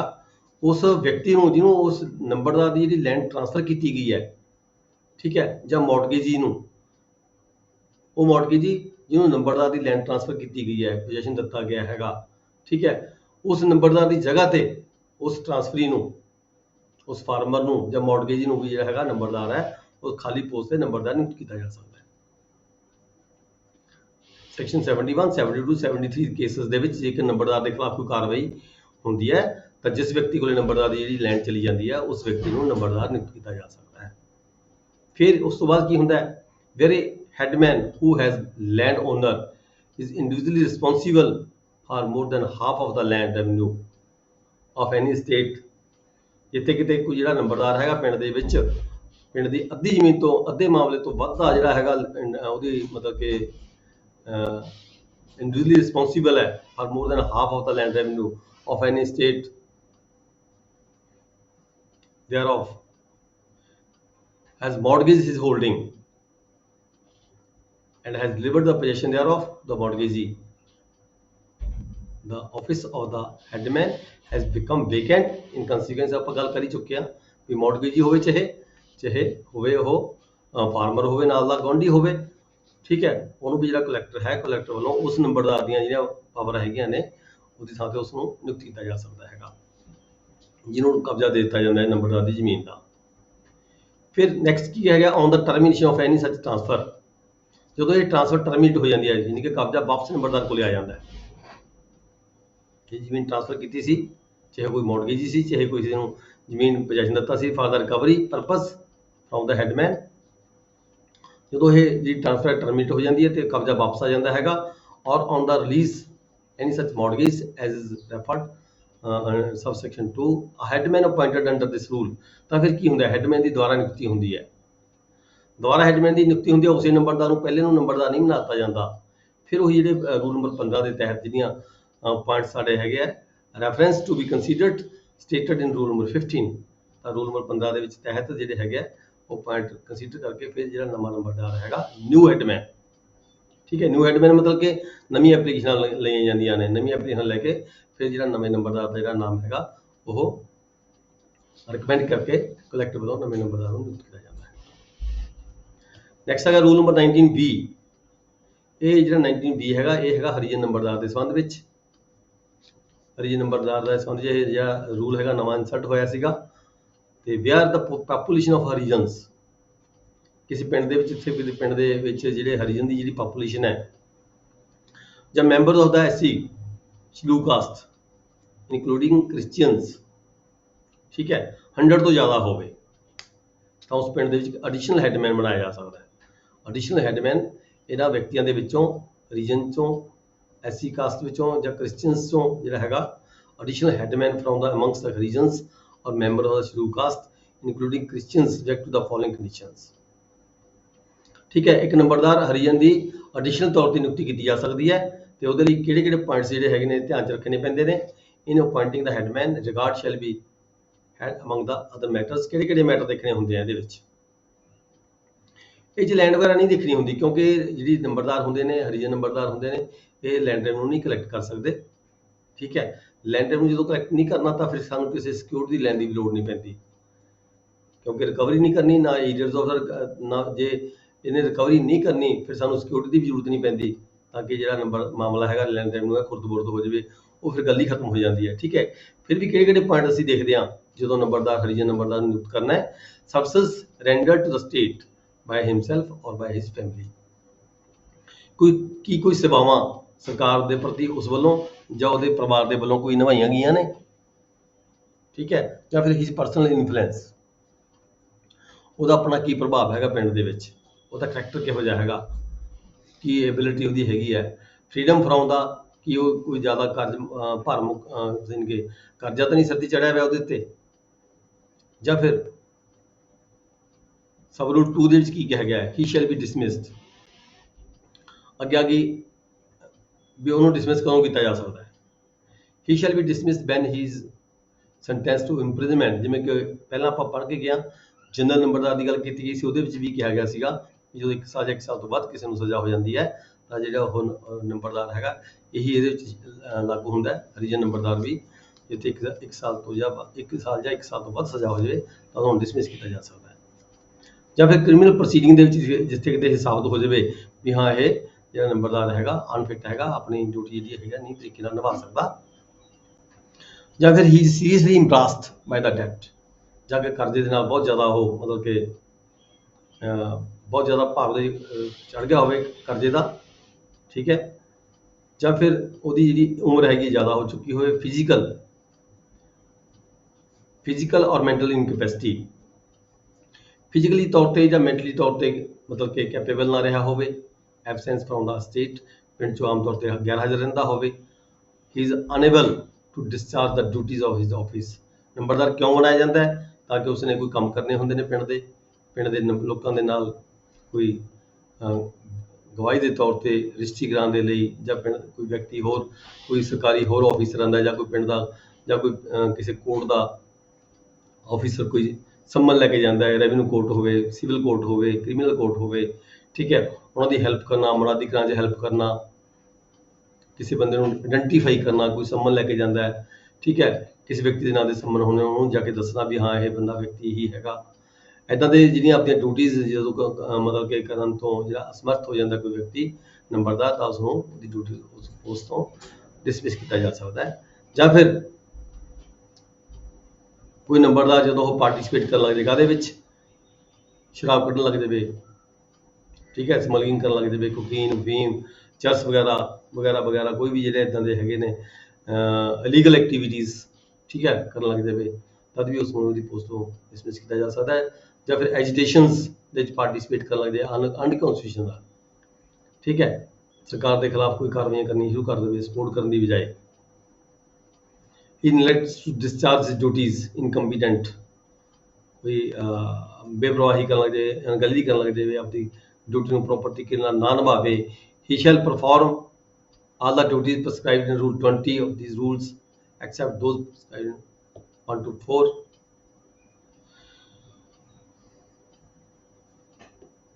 ਉਹਦੀਆਂ ਡਿਊਟੀਆਂ ਕਿਹੜੀਆਂ ਹੁੰਦੀਆਂ ਨੇ ਅੱਗੇ ਆ ਕੇ ਅਸੀਂ ਰੂਲ 20 ਪੜਾਂਗੇ, ਠੀਕ ਹੈ। He shall not be entitled to any remuneration, ਉਹਨੂੰ ਕੋਈ ਰਿਮੂਨਰੇਸ਼ਨ ਨਹੀਂ ਕਿ ਮਾਨ ਭੱਤਾ ਨਹੀਂ ਦਿੱਤਾ ਜਾਂਦਾ, ਕਿਉਂਕਿ ਜਦੋਂ ਕਲੈਕਸ਼ਨ ਹੀ ਨਹੀਂ ਕਰਨੀ ਉਹਨੇ ਮਾਮਲੇ ਦੀ ਲੈਂਡ ਰੈਵਨਿਊ ਦੀ, ਠੀਕ ਹੈ, ਤਾਂ ਉਹਨੂੰ ਪਚੋਤਰਾ ਵੀ ਨਹੀਂ ਦਿੱਤਾ ਜਾਂਦਾ। ਨੈਕਸਟ ਆ ਗਿਆ ਰੂਲ ਨੰਬਰ 19C, ਇਹ ਹੈਗਾ NRI ਨੰਬਰਦਾਰ ਦੇ ਸੰਬੰਧ ਵਿੱਚ। ਜਦੋਂ ਕਿਸੇ ਪਿੰਡ ਦੇ ਵਿੱਚ 20 ਜਾਂ 20 ਤੋਂ ਜ਼ਿਆਦਾ NRI ਫੈਮਿਲੀਜ਼ ਹੁੰਦੀਆਂ ਨੇ, ਠੀਕ ਹੈ, ਤਾਂ ਉਸ ਪਿੰਡ ਦੇ ਵਿੱਚ ਜਿਹੜਾ NRI ਫੈਮਿਲੀ ਦੇ ਵਿੱਚੋਂ ਜਾਂ ਉਹਦੀ ਵਾਈਫ ਜਾਂ ਉਹਦਾ ਬੇਟਾ ਜਾਂ ਉਹਦੀ ਲੜਕੀ ਨੂੰ ਜਿਹੜਾ ਹੈਗਾ NRI ਨੰਬਰਦਾਰ ਬਣਾਇਆ ਜਾ ਸਕਦਾ ਹੈ। ਕਿਉਂ ਬਣਾਇਆ ਜਾ ਸਕਦਾ ਹੈ? ਤਾਂ ਕਿ NRI ਦੇ ਕੰਮਾਂ ਦੇ ਸੰਬੰਧ ਵਿੱਚ ਰੈਵਨਿਊ ਡਿਪਾਰਟਮੈਂਟ ਦੀ ਜਾਂ ਕਿਸੇ ਹੋਰ ਡਿਪਾਰਟਮੈਂਟ ਦੀ ਜਿਹੜੀ ਹੈਗੀ ਹੈ ਉਹ ਹੈਲਪ ਕਰ ਸਕੇ, ਇਸ ਕਰਕੇ ਜਿਹੜਾ NRI ਨੰਬਰਦਾਰ ਬਣਾਇਆ ਜਾ ਸਕਦਾ ਹੈ। ਵਿਲੇਜ ਕੰਸਰਨਡ ਵਿਦਆਊਟ ਐਨੀ ਰਿਮੂਨਰੇਸ਼ਨ, ਇਹਨੂੰ ਵੀ ਜਿਹੜੀ ਹੈਗੀ ਹੈ ਕੋਈ ਰਿਮੂਨਰੇਸ਼ਨ ਨਹੀਂ ਦਿੱਤੀ ਜਾਂਦੀ, ਸਬਜੈਕਟ ਦਾ ਫੋਲੋਇੰਗ ਕੰਡੀਸ਼ਨਸ, ਨੇਮਲੀ ਇਹਦੀ ਦੀ ਸ਼ਰਤਾਂ ਕਿਹੜੀਆਂ ਲਾਗੂ ਹੁੰਦੀਆਂ ਨੇ ਇਹ ਨੰਬਰਦਾਰ ਬਣਾਉਣ ਦੇ ਲਈ, ਤੇ ਕਿਹੜੇ ਪੁਆਇੰਟਸ ਜਿਹੜੇ ਕੰਸੀਡਰ ਅਸੀਂ ਕਰਦੇ ਹਾਂ। ਸਰਵਿਸ ਰੈਂਡਰਡ ਟੂ ਦਾ ਸਟੇਟ, ਉਹੀ ਜਿਹੜੇ ਅਸੀਂ ਹਰੀਜਨ ਨੰਬਰਦਾਰ 'ਚ ਪੜ੍ਹ ਕੇ ਗਏ ਹਾਂ, ਆਲਮੋਸਟ ਉਹੀ ਪੁਆਇੰਟਸ ਨੇ। ਜਦੋਂ ਕੋਈ NRI ਨੰਬਰਦਾਰ ਨੂੰ ਬਣਾਉਣਾ ਹੈਗਾ, ਉਹਨੇ ਤੇ ਉਹਦੇ ਪਰਿਵਾਰ ਦੇ ਮੈਂਬਰ ਨੇ ਕੋਈ ਸਰਕਾਰ ਪ੍ਰਤੀ ਸੇਵਾਵਾਂ ਨਿਭਾਈਆਂ ਹੋਣ, ਇਹ ਦੇਖਿਆ ਜਾਏਗਾ। ਪਰਸਨਲ ਇਨਫਲੂਐਂਸ ਪਿੰਡ 'ਚ ਉਹਦਾ ਕਿਹੋ ਜਿਹਾ ਪ੍ਰਭਾਵ ਹੈਗਾ, ਉਹਦਾ ਕੈਰੈਕਟਰ ਕਿਹੋ ਜਿਹਾ ਹੈਗਾ, ਠੀਕ ਹੈ, ਕਿ ਉਹਦੇ ਕੋਈ ਜ਼ਿਆਦਾ ਕਰਜ਼ਾ ਵਗੈਰਾ ਤਾਂ ਨਹੀਂ ਚੜਿਆ ਹੋਇਆ ਹੈਗਾ। ਤੇ ਫਿਰ ਨਾਲ ਹੀ ਇਹ ਹੈਗਾ ਸੀ ਪੁਆਇੰਟਸ ਕੀ ਹੈਗਾ, being a resident of concerned NRI village and nominated members amongst the NRI families comprising son, daughter or wife, ਕੋਈ ਉਹਦਾ ਮਤਲਬ ਕਿ ਜਿਹੜਾ ਕੋਈ NRI ਹੈਗਾ ਉਹਦੇ ਬੇਟੇ ਨੂੰ, ਉਹਦੀ ਵਾਈਫ ਨੂੰ, ਉਹਦੀ ਲੜਕੀ ਨੂੰ, ਜਾਂ ਫਿਰ ਪ੍ਰੈਫਰੈਂਸ ਕਿਹਨੂੰ ਦਿੱਤੀ ਜਾਏਗੀ ਉਸ ਵਿਅਕਤੀ ਨੂੰ, ਕੌਣ ਹੋਵੇ ਜਿਹੜਾ ਐਕਸ NRI ਹੋਏਗਾ, ਐਕਸ NRI ਨੂੰ ਪ੍ਰੈਫਰੈਂਸ ਦਿੱਤੀ ਜਾਏਗੀ। ਔਰ ਨਾਲ ਹੀ ਕਹੇਗਾ ਵੀ ਮੋਰ ਦੈਨ 9 months, ਘੱਟੋ ਘੱਟ 9 ਮਹੀਨੇ ਤੋਂ ਪਹਿਲਾਂ 9 ਮਹੀਨੇ ਤੋਂ ਉਹ ਇੰਡੀਆ 'ਚ ਰਹਿ ਰਿਹਾ ਹੋਵੇ।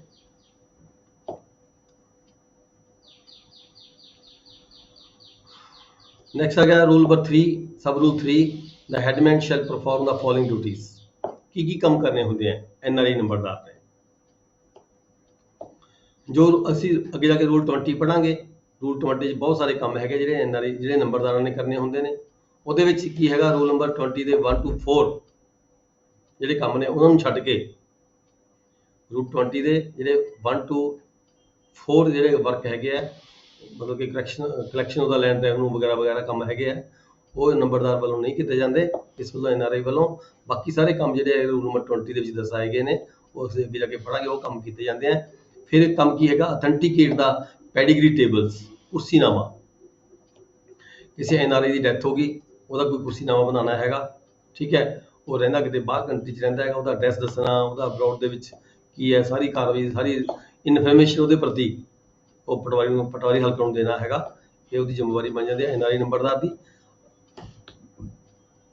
Assist the patwari in preparation, maintenance and updation of the record.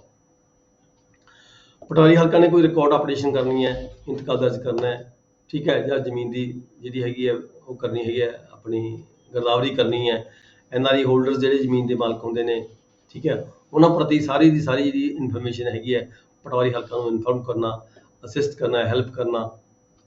Record ਬਣਾਉਣ ਦੇ ਸੰਬੰਧ ਵਿੱਚ ਜਾਂ ਗਿਰਦਾਵਰੀ ਕਰਾਉਣ ਦੇ ਸੰਬੰਧ ਵਿੱਚ ਇਹ NRI ਨੰਬਰਦਾਰ ਦੀ ਜ਼ਿੰਮੇਵਾਰੀ ਬਣ ਜਾਂਦੀ ਹੈ। ਐਨੀ ਅਦਰ ਡਿਊਟੀ ਅਸਾਈਨਡ ਬਾਈ ਦਾ ਸਟੇਟ ਗਵਰਨਮੈਂਟ, ਜਾਂ ਕੋਈ ਸਰਕਾਰ ਹੋਰ ਵੀ ਕੋਈ ਡਿਊਟੀ ਇਹਨੂੰ ਦੇ ਸਕਦੀ ਹੈਗੀ ਹੈ NRI ਨੰਬਰਦਾਰ ਨੂੰ ਕੰਮ ਕਰਨ ਦੇ ਲਈ। ਨੈਕਸਟ ਹੈਗਾ rule number 20, duties of the headman. Duties of the headman ਦੀਆਂ ਡਿਊਟੀਜ਼ ਕੀ ਹੁੰਦੀਆਂ ਨੇ, ਆਪਾਂ ਉੱਪਰ ਵੀ ਪੜ੍ਹਿਆ ਸੀਗਾ ਵੀ ਪਹਿਲੀਆਂ 4 ਡਿਊਟੀਆਂ ਛੱਡ ਕੇ, ਜੇ ਉਹ ਨੰਬਰਦਾਰ ਹਰੀਜਨ ਹੈ, ਜੇ ਉਹ ਨੰਬਰਦਾਰ ਜਿਹੜਾ ਹੈਗਾ NRI ਹੈ, ਇਹ ਰੂਲ ਨੰਬਰ 20 ਦੀਆਂ ਪਹਿਲੀਆਂ 4 ਡਿਊਟੀ ਜਿਹੜੀਆਂ ਹੈਗੀਆਂ ਨੇ ਉਹ ਜਨਰਲ ਨੰਬਰਦਾਰ ਵੱਲੋਂ ਕੀਤੀਆਂ ਜਾਂਦੀਆਂ ਨੇ, ਤੇ NRI ਤੇ ਹਰੀਜਨ ਨੰਬਰਦਾਰ ਤੇ ਇਹ ਡਿਊਟੀਜ਼ ਲਾਗੂ ਨਹੀਂ ਹੁੰਦੀਆਂ। ਫਸਟ 4, ਪਹਿਲੀ ਡਿਊਟੀ ਕੀ ਹੈਗੀ ਹੈ, in addition to the duties imposed upon the headman by law, ठीक है, for any purpose a headman shall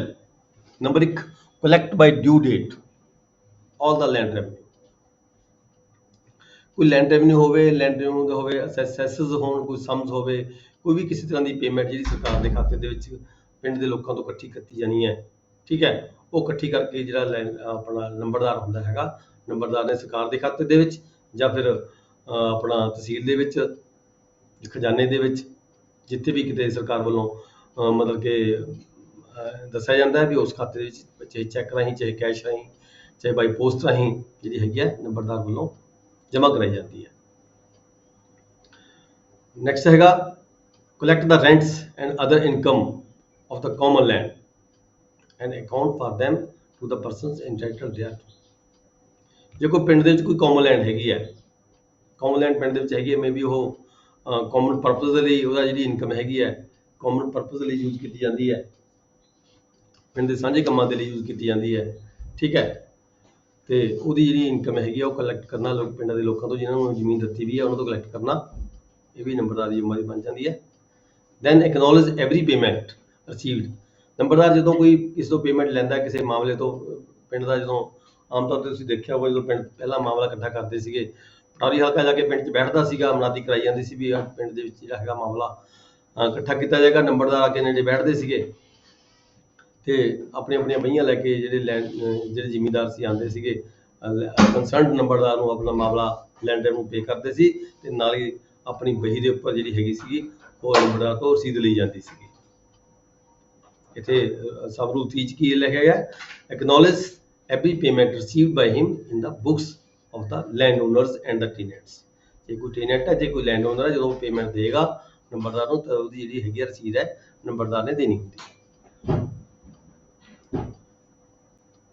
Defray joint expenses of the state and renter accounts thereof may be duly required of him। ਕੋਈ ਵੀ ਖਰਚੇ ਸਾਂਝੇ ਕੰਮਾਂ ਲਈ ਜਿਹੜੇ ਨੰਬਰਦਾਰ ਵੱਲੋਂ ਅਕਾਊਂਟ ਰੱਖਿਆ ਜਾਏਗਾ, ਸਾਂਝੇ ਕੰਮਾਂ ਦੇ ਖਰਚੇ ਕੀਤੇ ਜਾਣਗੇ, ਲੋਕਾਂ ਤੋਂ ਇਕੱਠੇ ਕਰਕੇ ਪੈਸੇ ਪਿੰਡ ਦੇ ਸਾਂਝੇ ਕੰਮ ਜਿਹੜੇ ਕੀਤੇ ਜਾਂਦੇ ਨੇ ਉਹਦਾ ਜਿਹੜਾ ਹਿਸਾਬ ਕਿਤਾਬ ਸਾਰਾ ਹੈਗਾ ਉਹ ਨੰਬਰਦਾਰ ਕੋਲ ਰੱਖਿਆ ਜਾਂਦਾ ਹੈ। Report to the tahsildar the death of any assignee of the land revenue। ਕਿਸੇ ਵਿਅਕਤੀ ਨੂੰ ਸਰਕਾਰ ਵੱਲੋਂ ਕੋਈ ਲੈਂਡ ਰੈਵਨਿਊ ਅਸਾਈਨ ਕੀਤਾ ਗਿਆ ਹੋਵੇ, ਉਹਦੀਆਂ ਸੇਵਾਵਾਂ ਦੇ ਬਦਲੇ 'ਚ ਉਹਨੇ ਕੋਈ ਬਹਾਲੀ ਦਾ ਕੰਮ ਕੀਤਾ ਹੋਵੇ, ਕਿਸੇ ਫੌਜੀ ਨੂੰ, ਕਿਸੇ ਹੋਰ ਵਿਅਕਤੀ ਨੂੰ, ਠੀਕ ਹੈ, ਉਹਦੀ ਡੈਥ ਹੋ ਚੁੱਕੀ ਹੋਵੇ, ਜਦੋਂ ਡੈਥ ਹੋ ਗਈ ਜਿਹਨੂੰ ਲੈਂਡ ਰੈਵਨਿਊ ਅਸਾਈਨ ਕੀਤਾ ਗਿਆ ਦੈਟ ਮੀਨਸ ਜਿਹੜਾ ਲੈਂਡ ਰੈਵਨਿਊ ਹੈ ਦੁਬਾਰਾ ਮੁੜ ਕੇ ਫਿਰ ਉਹ ਸਰਕਾਰ ਦੇ ਖਾਤੇ 'ਚ ਆ ਜਾਂਦਾ ਹੈ ਤੇ ਉਸਨੂੰ ਜਿਹੜੀ ਹੈਗੀ ਪੇਮੈਂਟਸ ਦੇਣੀਆਂ ਬੰਦ ਹੋ ਜਾਂਦੀਆਂ ਉਹਦੀ ਡੈਥ ਹੋਣ ਤੋਂ ਬਾਅਦ। ਇਸੇ ਤਰੀਕੇ ਕੋਈ ਗਵਰਨਮੈਂਟ ਪੈਨਸ਼ਨਰ ਹੈਗਾ ਰਿਜ਼ਾਈਡਿੰਗ ਇਨ ਦਾ ਸਟੇਟ, ਜਾਂ ਕੋਈ ਵਿਡੋ ਹੈਗੀ ਹੈ, ਠੀਕ ਹੈ, ਵਿਡੋ ਵੀ ਕੋਈ ਗਵਰਨਮੈਂਟ ਪੈਨਸ਼ਨ ਲੈਂਦੀ ਹੈ, ਜਦੋਂ ਵਿਡੋ ਦੀ ਡੈਥ ਹੋ ਜਾਂਦੀ ਹੈ ਤਾਂ ਉਹਦੀ ਜਿਹੜੀ ਪੈਨਸ਼ਨ ਹੈ ਬੰਦ ਹੋ ਜਾਂਦੀ ਹੈ, ਠੀਕ ਹੈ, ਜਾਂ ਫਿਰ ਉਹ ਦੁਬਾਰਾ ਰੀਮੈਰਿਜ ਕਰ ਲੈਂਦੀ ਹੈ ਤਾਂ ਉਹਦੀ ਜਿਹੜੀ ਪੈਨਸ਼ਨ ਹੈ ਡੈਥ ਹੋ ਜਾਂਦੀ ਹੈ, ਜਿਹੜੀ ਪੈਨਸ਼ਨ ਲੈਂਦੀ ਹੋਵੇ ਐਂਡ ਰਿਜ਼ਾਈਡਿੰਗ ਇਨ ਦਾ ਸਟੇਟ, ਉਸ ਪਿੰਡ 'ਚ ਰਹਿੰਦੀ ਹੋਵੇ, ਉਹਦੀ ਡੈਥ ਹੋ ਚੁੱਕੀ ਹੋਵੇ ਜਾਂ ਉਹਨੇ ਮੈਰਿਜ ਕਰ ਲਈ ਹੋਵੇ, ਠੀਕ ਹੈ, ਜਾਂ ਕੋਈ ਪੈਨਸ਼ਨਰ ਹੈ ਉਹਦੀ ਡੈਥ ਹੋ ਚੁੱਕੀ ਹੋਵੇ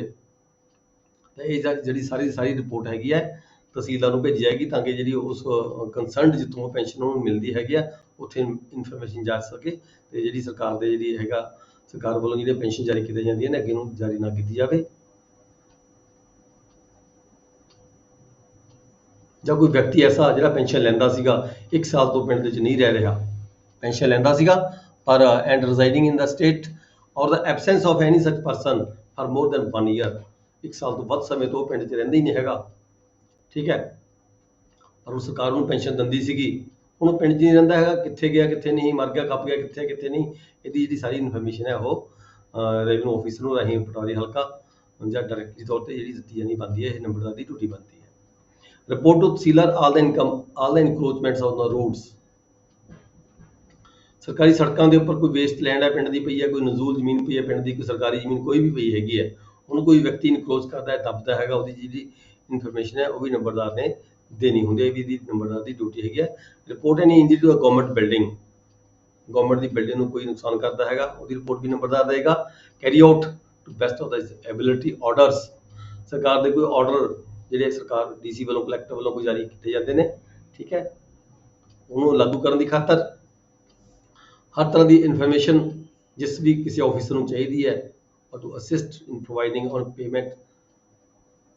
supplies or means of the transport of for the troops ਸਰਕਾਰ ਨੂੰ ਕਿਸੇ ਟਰੂਪਸ ਦੀ ਖਾਤਰ ਮਿਲਟਰੀ ਆਫੀਸਰ ਮਿਲਟਰੀ ਦੀ ਖਾਤਰ ਕੋਈ ਵਹੀਕਲ ਚਾਹੀਦੇ ਹੈਗੇ ਆ ਉਹਦਾ ਵੀ ਅਰੇਂਜਮੈਂਟ ਕਰਕੇ ਦੇਣਾ ਚਾਹੇ ਸਰਕਾਰ ਦੇ ਪੱਧਰ ਤੇ ਸਰਕਾਰ ਦੀ ਪੇਮੈਂਟ ਗਵਰਨਮੈਂਟ ਨੇ ਕਰਨੀ ਹੋਵੇ ਪਰ ਫਿਰ ਵੀ ਹੈਲਪ ਕਰਨੀ ਗਵਰਨਮੈਂਟ ਦੀ ਜਿਹੜੇ ਸਾਰੇ ਕੰਮ ਹੈਗੇ ਆ ਨੰਬਰਦਾਰ ਦੀਆਂ ਡਿਊਟੀ ਜਾ ਜਾਂਦੇ ਨੇ assist in such manner at the collector may from time to time ਆਲਾ ਕ੍ਰੌਪ ਇੰਸਪੈਕਸ਼ਨਸ ਜਦੋਂ ਗਰਦੌਰੀ ਕਰਨੀ ਹੈਗੀ ਹੈ ਇੰਤਕਾਲ ਦਰਜ ਕਰਨੇ ਹੈਗੇ ਨੇ ਪਟਵਾਰੀ ਹਲਕਾ ਨੇ ਕੋਈ ਸਰਵੇ ਕਰਨੀ ਹੈ ਨਿਸ਼ਾਨਦੇਹੀ ਕਰਨੀ ਹੈ ਜਾਂ ਰਿਕਾਰਡ ਤਿਆਰ ਕੀਤਾ ਜਾ ਰਿਹਾ ਹੈ ਰੈਵਨਿਊ ਦਾ ਠੀਕ ਹੈ ਉਹਦੇ ਵਿੱਚ ਸਾਰੀ ਪਟਵਾਰੀ ਦੀ ਹੈਲਪ ਕਰਨੀ ਪਟਵਾਰੀ ਜਾਂ ਪਟਵਾਰੀ ਹੋਰ ਅਧਿਕਾਰੀ ਜਿਹੜੀ ਵੀ ਕਾਨੂੰਨ ਹੋ ਜਾ ਰੈਵਨਿਊ ਆਫੀਸਰ ਜਾਂਦਾ ਹੈ ਉਹਦੀ ਹੈਲਪ ਕਰਨੀ ਹੈ ਅਟੈਂਡ ਦਾ ਸਮਨਸ ਕੋਈ ਸਮਨ ਲੈ ਕੇ ਗਿਆ ਕੋਈ ਸੇਵਾਦਾਰ ਗਿਆ ਚਾਹੇ ਸਿਵਲ ਕੋਡ ਦਾ ਰੈਵਨਿਊ ਕੋਡ ਦਾ ਕ੍ਰਿਮੀਨਲ ਕੋਡ ਦਾ ਠੀਕ ਹੈ to assist all the officers of the government in the execution of their public duties ਜੋ ਆਪਦੀ ਡਿਊਟੀ ਨਿਭਾ ਰਿਹਾ ਹੈਗਾ ਉਹਦੀ ਹੈਲਪ ਕਰਨਾ ਹਰ ਤਰੀਕੇ ਦੇ ਨਾਲ ਲੋਕਲ ਇਨਫੋਰਮੇਸ਼ਨ ਜਿਹੜੀ ਉਹਨੂੰ ਚਾਹੀਦੀ ਹੈ ਉਹ ਪ੍ਰੋਵਾਈਡ ਕਰਨਾ act for the land owners tenants generally act for the land owners ਪਿੰਡ ਦੇ ਜਿਹੜੇ ਮਾਲਕ ਨੇ ਉਹਨਾਂ ਦੇ ਪ੍ਰਤੀ ਉਹਨਾਂ ਲਈ ਕੋਈ ਕੰਮ ਕਰਨਾ ਉਹਨਾਂ ਲਈ ਜਿਹੜੇ ਵੀ ਕੰਮਾਂ ਦੀ ਉਹਨਾਂ ਨੂੰ ਜ਼ਰੂਰਤ ਪੈਂਦੀ ਹੈਗੀ ਹੈ ਸਰਕਾਰ ਦੇ ਪ੍ਰਤੀ ਰੈਵਨਿਊ ਡਿਪਾਰਟਮੈਂਟ ਦੇ ਪ੍ਰਤੀ ਉਹਨਾਂ ਦੀ ਹੈਲਪ ਕਰਨੀ ਲੈਂਡ ਓਨਰ ਹੋਵੇ ਟੇਨੈਂਟ ਹੋਵੇ ਜਾਂ ਰੈਜ਼ੀਡੈਂਟ ਹੋਵੇ ਪਿੰਡ ਦਾ ਠੀਕ ਹੈ ਜੀ ਫਿਰ ਰਿਪੋਰਟ ਟੂ ਪਟਵਾਰੀ ਹਲਕਾ ਐਨੀ ਆਊਟਬ੍ਰੇਕ ਆਫ ਡਿਜ਼ੀਜ਼ ਪਿੰਡਾਂ ਦੇ ਵਿੱਚ ਇਨਸਾਨਾਂ ਨੂੰ ਜਾਂ ਜਾਨਵਰਾਂ ਦੇ ਵਿੱਚ ਕੋਈ ਬਿਮਾਰੀ ਫੈਲ ਗਈ ਹੋਵੇ ਉਹਦੀ ਰਿਪੋਰਟ ਦੇਣੀ ਰਿਪੋਰਟ ਟੂ ਪਟਵਾਰੀ ਹਲਕਾ the death of any right holders in their state ਕਿਸੇ ਮਾਲਕ ਦੀ ਡੈਥ ਹੋ ਜਾਂਦੀ ਹੈ ਉਹਦੀ ਰਿਪੋਰਟ ਦੇਣੀ ਤਾਂ ਕਿ ਪ੍ਰੋਪਰ ਇੰਤਕਾਲ ਦਰਜ ਹੋਵੇ ਕੋਈ ਨਹਿਰ ਨੂੰ ਤੋੜ ਦਿੰਦਾ ਕੋਈ ਬ੍ਰੀਚ ਪੈ ਜਾਂਦੀ ਹੈ ਕਿਸੇ ਨਹਿਰ ਦੇ ਵਿੱਚ ਠੀਕ ਹੈ ਉਹਦੀ ਰਿਪੋਰਟ ਵੀ ਦੇਣੀ ਕੰਸਰਨਡ ਇਰੀਗੇਸ਼ਨ ਡਿਪਾਰਟਮੈਂਟ ਨੂੰ ਜਾਂ ਰੈਵਨਿਊ ਡਿਪਾਰਟਮੈਂਟ ਨੂੰ personal influence or under the general or special directions of the collector assist by the use of his personal influence and otherwise all the officers of the government any other persons duly authorized by the collector in the collection and enrollment of the recruits military ਨੇ ਕੋਈ enrolment ਕਰਨੀ ਹੈ recruitment ਕਰਨੀ ਹੈ military ਨੇ ਫੌਜੀ ਭਰਤੀ ਕਰਨੀ ਹੈਗੀ ਹੈ ਸਰਕਾਰ ਨੇ ਠੀਕ ਹੈ ਉਹਦੇ ਵਿੱਚ ਕੀ ਹੈਗੀ ਉਹਦੀ ਸਰਕਾਰ ਦੀ ਹੈਲਪ ਕਰਨੀ ਜਾਂ ਫਿਰ ਜਦੋਂ ਕੋਈ ਪੋਸਟਮੈਨ ਹੈਗਾ ਪੁਰਾਣਾ ਜ਼ਮਾਨੇ ਦੀ ਗੱਲ ਕੀਤੀ ਜਾ ਰਹੀ ਹੈ ਪੋਸਟਮੈਨ ਹੈ ਪੋਸਟਮੈਨ ਪਿੰਡ ਚੋਂ ਲੰਘ ਰਿਹਾ ਹੈਗਾ ਠੀਕ ਹੈ ਉਹਦੇ ਕੋਲੇ ਵੈਲਿਊਏਬਲਸ ਹੁੰਦੀਆਂ ਨੇ ਕੋਈ ਪੈਸੇ ਵੀ ਹੋ ਸਕਦੇ ਨੇ ਮਨੀ ਆਰਡਰਸ ਵੀ ਹੋ ਸਕਦੇ ਨੇ ਠੀਕ ਹੈ ਉਹਦੀ ਹੈਲਪ ਕਰਨੀ ਉਹਨੂੰ ਪਿੰਡ ਦੇ ਵਿੱਚ while passing at the night in the village safe guard in the cash ਉਹਦੇ ਕੈਸ਼ ਵਗੈਰਾ ਦਾ ਕੋਈ ਇੰਤਜ਼ਾਮ ਕਰਨਾ ਠੀਕ ਹੈ ਜੀ ਰਾਤ ਪੈ ਗਈ ਕਿਸੇ ਪੁਰਾਣੀ ਗੱਲਾਂ ਨੇ ਕੁਛ ਗੱਲਾਂ ਉਸ ਵੇਲੇ ਲਾਗੂ ਹੁੰਦੀਆਂ ਸੀ ਹੁਣ ਨਹੀਂ ਹੁੰਦੀਆਂ ਨੈਕਸਟ ਆ ਗਿਆ ਰੂਲ ਨੰਬਰ 21 ਰਿਮੂਨਰੇਸ਼ਨ ਆਫ ਦਾ ਹੈਡਮੈਨ ਰਿਮੂਨਰੇਸ਼ਨ ਕੀ ਹੁੰਦਾ ਹੈਡਮੈਨ ਦਾ ਮਤਲਬ ਕਿ ਪਚੋਤਰਾ ਜਿਹੜੀ ਕਲੈਕਸ਼ਨ ਲੈਂਡ ਰੈਵਨਿਊ ਵੱਲੋਂ ਲੈਂਡ ਰੈਵਨਿਊ ਦੀ ਕਲੈਕਸ਼ਨ ਕੀਤੀ ਜਾਂਦੀ ਹੈ ਨੰਬਰਦਾਰ ਵੱਲੋਂ ਠੀਕ ਹੈ ਪਹਿਲਾਂ 5% ਦਿੱਤਾ ਜਾਂਦਾ ਸੀਗਾ ਪਰ ਬਾਅਦ ਵਿੱਚ ਸਰਕਾਰ ਨੇ ਜਾ ਕੇ ਇਸ ਨੂੰ 10% ਕਰ ਦਿੱਤਾ ਸੀਗਾ ਪਰ ਹੁਣ ਤਾਂ ਕਲੈਕਸ਼ਨ ਹੀ ਨਹੀਂ ਕੀਤੀ ਜਾਂਦੀ ਪੰਜਾਬ ਦੇ ਵਿੱਚ ਤਾਂ ਤੇ ਨਾ ਹੀ 5% ਤੇ ਨਾ ਹੀ 10% ਹੁਣ ਸਿੰਪਲ ਮਾਨ ਭੱਤਾ ਜਿਹੜਾ ਹੈਗਾ ਲਗਭਗ ਮੇਰੇ ਖਿਆਲ 1000 ਰੁਪਏ ਮਹੀਨਾ ਹੈਗਾ ਪਤਾ ਨਹੀਂ ਸ਼ਾਇਦ ਸਮੇਂ ਤੋਂ ਸਮੇਂ ਬਦਲਦਾ ਰਹਿੰਦਾ ਪਹਿਲਾਂ 500 ਰੁਪਏ ਹੁੰਦਾ ਸੀ ਫਿਰ 800 ਰੁਪਏ ਹੋ ਗਿਆ ਸੀਗਾ ਸ਼ਾਇਦ ਹੁਣ ਆਲਮੋਸਟ ਮੇਰੇ ਖਿਆਲ 1000 ਰੁਪਏ ਦੇ ਆਸ-ਪਾਸ ਹੈਗਾ ਜਿਹੜਾ ਕਿ ਪਿੰਡ ਦੇ ਨੰਬਰਦਾਰ ਨੂੰ ਮਾਨ ਭੱਤਾ ਦਿੱਤਾ ਜਾਂਦਾ ਹੈ ਇਹ post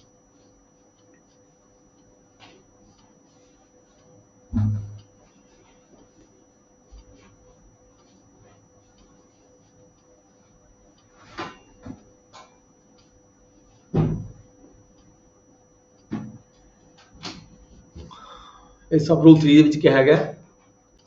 in any case not provided for subsections 1 and 2 a headman shall receive a portion of the village officer's cess equal to 10% of the land revenue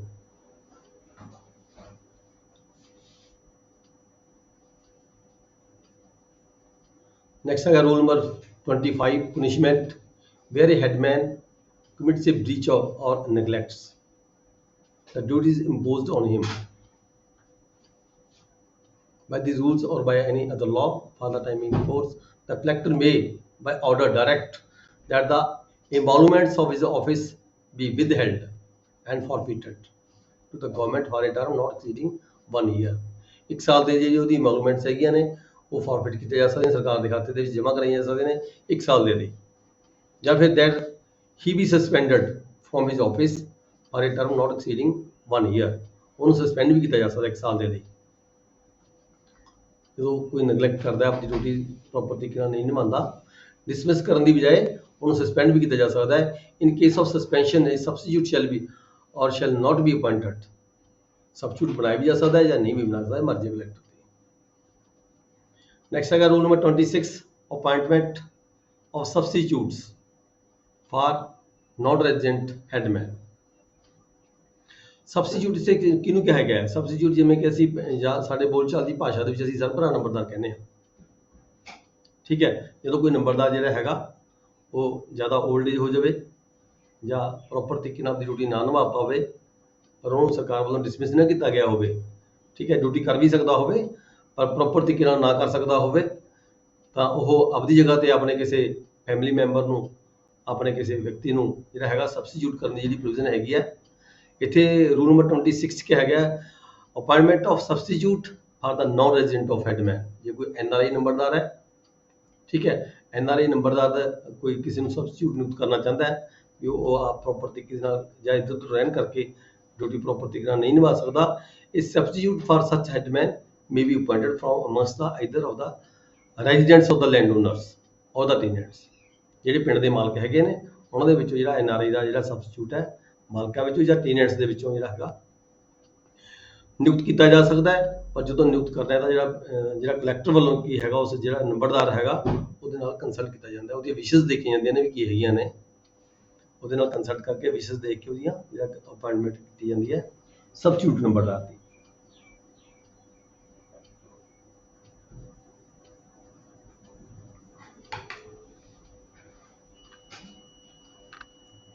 Next है rule number 27, appointment of other substitutes and their position। ਉੱਪਰ ਤਾਂ ਗੱਲ ਕੀਤੀ ਸੀ ਇਕੱਲੇ NRI ਦੇ ਸੰਬੰਧ ਵਿੱਚ। ਹੁਣ ਜਿਹੜੇ ਜਨਰਲ ਨੰਬਰਦਾਰ ਹੁੰਦੇ ਨੇ, ਜਨਰਲ ਨੰਬਰਦਾਰ ਜੇ ਕਿਸੇ ਕਾਰਨ ਆਪਦਾ ਸਰਬਰਾ ਨਿਯੁਕਤ ਕਰਨਾ ਚਾਹੁੰਦਾ ਹੋਵੇ, ਠੀਕ ਹੈ, ਤਾਂ ਉਹ ਸਰਬਰਾ ਨਿਯੁਕਤ ਕਰ ਸਕਦਾ ਹੈ। ਇਹਦੇ ਵਿੱਚ ਕੀ ਹੈ, where by reasons of the old age ਦੇ ਕਾਰਨ ਜਾਂ ਫਿਜ਼ੀਕਲ ਇਨਫਰਮਿਟੀ ਦੇ ਕਾਰਨ ਜਾਂ absence from his circle or village the headman with the permission of the collector ਦੀ ਮਨਜ਼ੂਰੀ ਲੈ ਕੇ, or for any other good cause is unable to perform the duties of the office in person. ਆਪਣੇ ਖੁਦ ਆਪ ਬਾਰ-ਬਾਰ, ਜਿਵੇਂ ਕਿ ਬਾਰ-ਬਾਰ ਪਿੰਡ ਦੇ ਨੰਬਰਦਾਰ ਨੂੰ ਪਿੰਡ ਤਹਿਸੀਲ ਦੇ ਵਿੱਚ ਆਉਣਾ ਪੈਂਦਾ ਹੈ, ਕਿਸੇ ਦੀ ਗਵਾਹੀ ਦੇਣੀ ਹੈ, ਕਿਸੇ ਨੂੰ ਆਇਡੈਂਟੀਫਾਈ ਕਰਨਾ ਹੈਗਾ,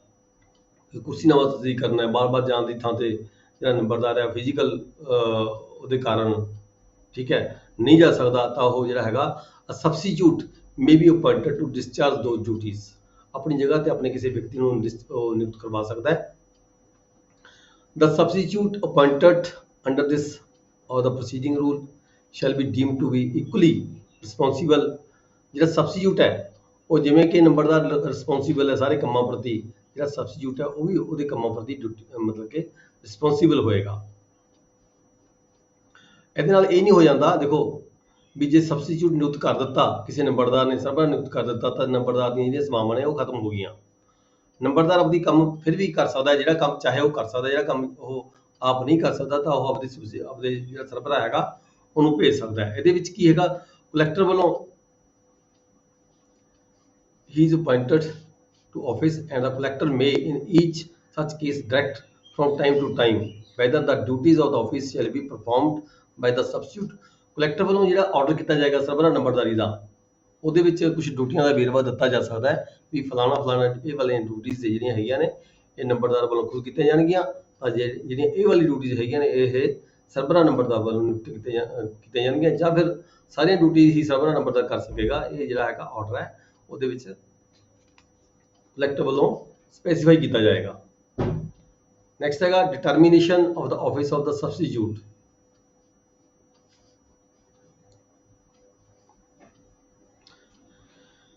ਇਹ ਜਿਹੜਾ ਸਰਬਰਾ ਨੰਬਰਦਾਰ ਹੈ ਕਦੋਂ ਤੱਕ ਰਹਿੰਦਾ ਹੈ?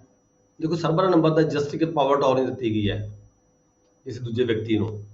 ਆਪਣੇ ਫੈਮਿਲੀ ਮੈਂਬਰ ਨੂੰ ਕਹਿ ਲਓ ਜਾਂ ਕਿਸੇ ਹੋਰ ਵਿਅਕਤੀ ਨੂੰ ਕਹਿ ਲਓ। ਜਿੱਦਣ ਸਰਬਰਾ ਨੰਬਰਦਾਰ ਦੀ ਡੈਥ ਹੋ ਜਾਂਦੀ ਹੈ ਕਿਸੇ ਕਾਰਨ,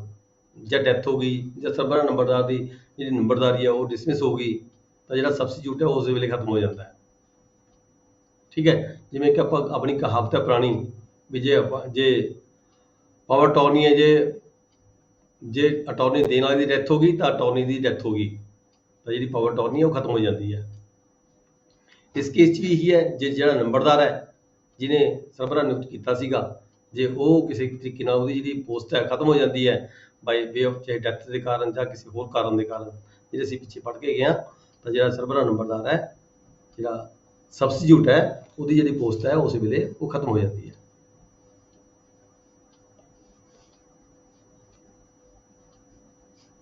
ਇਹਦੇ ਨਾਲ ਹੀ ਕਿਹਾ ਗਿਆ ਉਦੋਂ ਤੱਕ ਇਹ ਚਾਲੂ ਵੀ ਰਹਿੰਦੀ ਹੈ, ਜਦੋਂ ਤੱਕ ਨੰਬਰਦਾਰ ਕਾਇਮ ਹੈਗਾ ਤਾਂ ਉਹਦੀ ਜਿਹੜੀ ਪੋਸਟ ਹੈਗੀ ਚਾਲੂ ਰਹਿੰਦੀ, shall remain in force until it is revoked, ਜਦੋਂ ਤੱਕ ਕਲੈਕਟਰ ਵੱਲੋਂ ਇਹਨੂੰ ਰਿਵੋਕ ਨਹੀਂ ਕਰ ਲਿਆ ਜਾਂਦਾ ਉਦੋਂ ਤੱਕ ਇਹ ਕੰਟੀਨਿਊ ਰਹਿੰਦੀ ਹੈ। ਠੀਕ ਹੈ, ਔਰ ਅੰਟਿਲ ਦਾ ਸਬਸਟੀਟਿਊਟ ਡਾਈਜ਼, ਜਦ ਤੱਕ ਉਹ ਡੈਥ ਨਹੀਂ ਹੋ ਜਾਂਦੀ ਸਬਸਟੀਟਿਊਟ ਦੀ, ਜਾਂ ਡਿਸਮਿਸ ਨਹੀਂ ਹੋ ਜਾਂਦਾ, ਰਿਜ਼ਾਈਨ ਨਹੀਂ ਕਰ ਦਿੰਦਾ ਆਪਣੀ ਪੋਸਟ ਤੋਂ, ਠੀਕ ਹੈ, ਉਦੋਂ ਤੱਕ ਇਹ ਕੰਟੀਨਿਊ ਰਹਿੰਦੀ ਹੈ। ਜਦੋਂ ਤੱਕ ਨੰਬਰਦਾਰ ਜਿੰਦਾ ਹੈ ਤਾਂ ਜਿਹੜੀ ਸਰਬਰਾਹੀ ਨੰਬਰਦਾਰੀ ਹੈ ਕੰਟੀਨਿਊ ਰਹਿੰਦੀ ਹੈ। ਠੀਕ ਹੈ, ਨੰਬਰਦਾਰ ਦੇ ਖਤਮ ਹੋਣ ਦੇ ਨਾਲ ਹੀ ਜਿਹੜੀ ਨੰਬਰਦਾਰੀ ਹੈ ਇਹ ਸਬਸਟੀਟਿਊਟ ਵੀ ਖਤਮ ਹੋ ਜਾਂਦਾ ਹੈਗਾ। ਸਬਸਟੀਟਿਊਟ ਨੂੰ ਕਦੋਂ ਹਟਾਇਆ ਜਾ ਸਕਦਾ, ਕੀ ਰੂਲ ਨੇ? Appointment and removal of the substitute, rules governing appointment and removal of the substitute. In making substitute apportion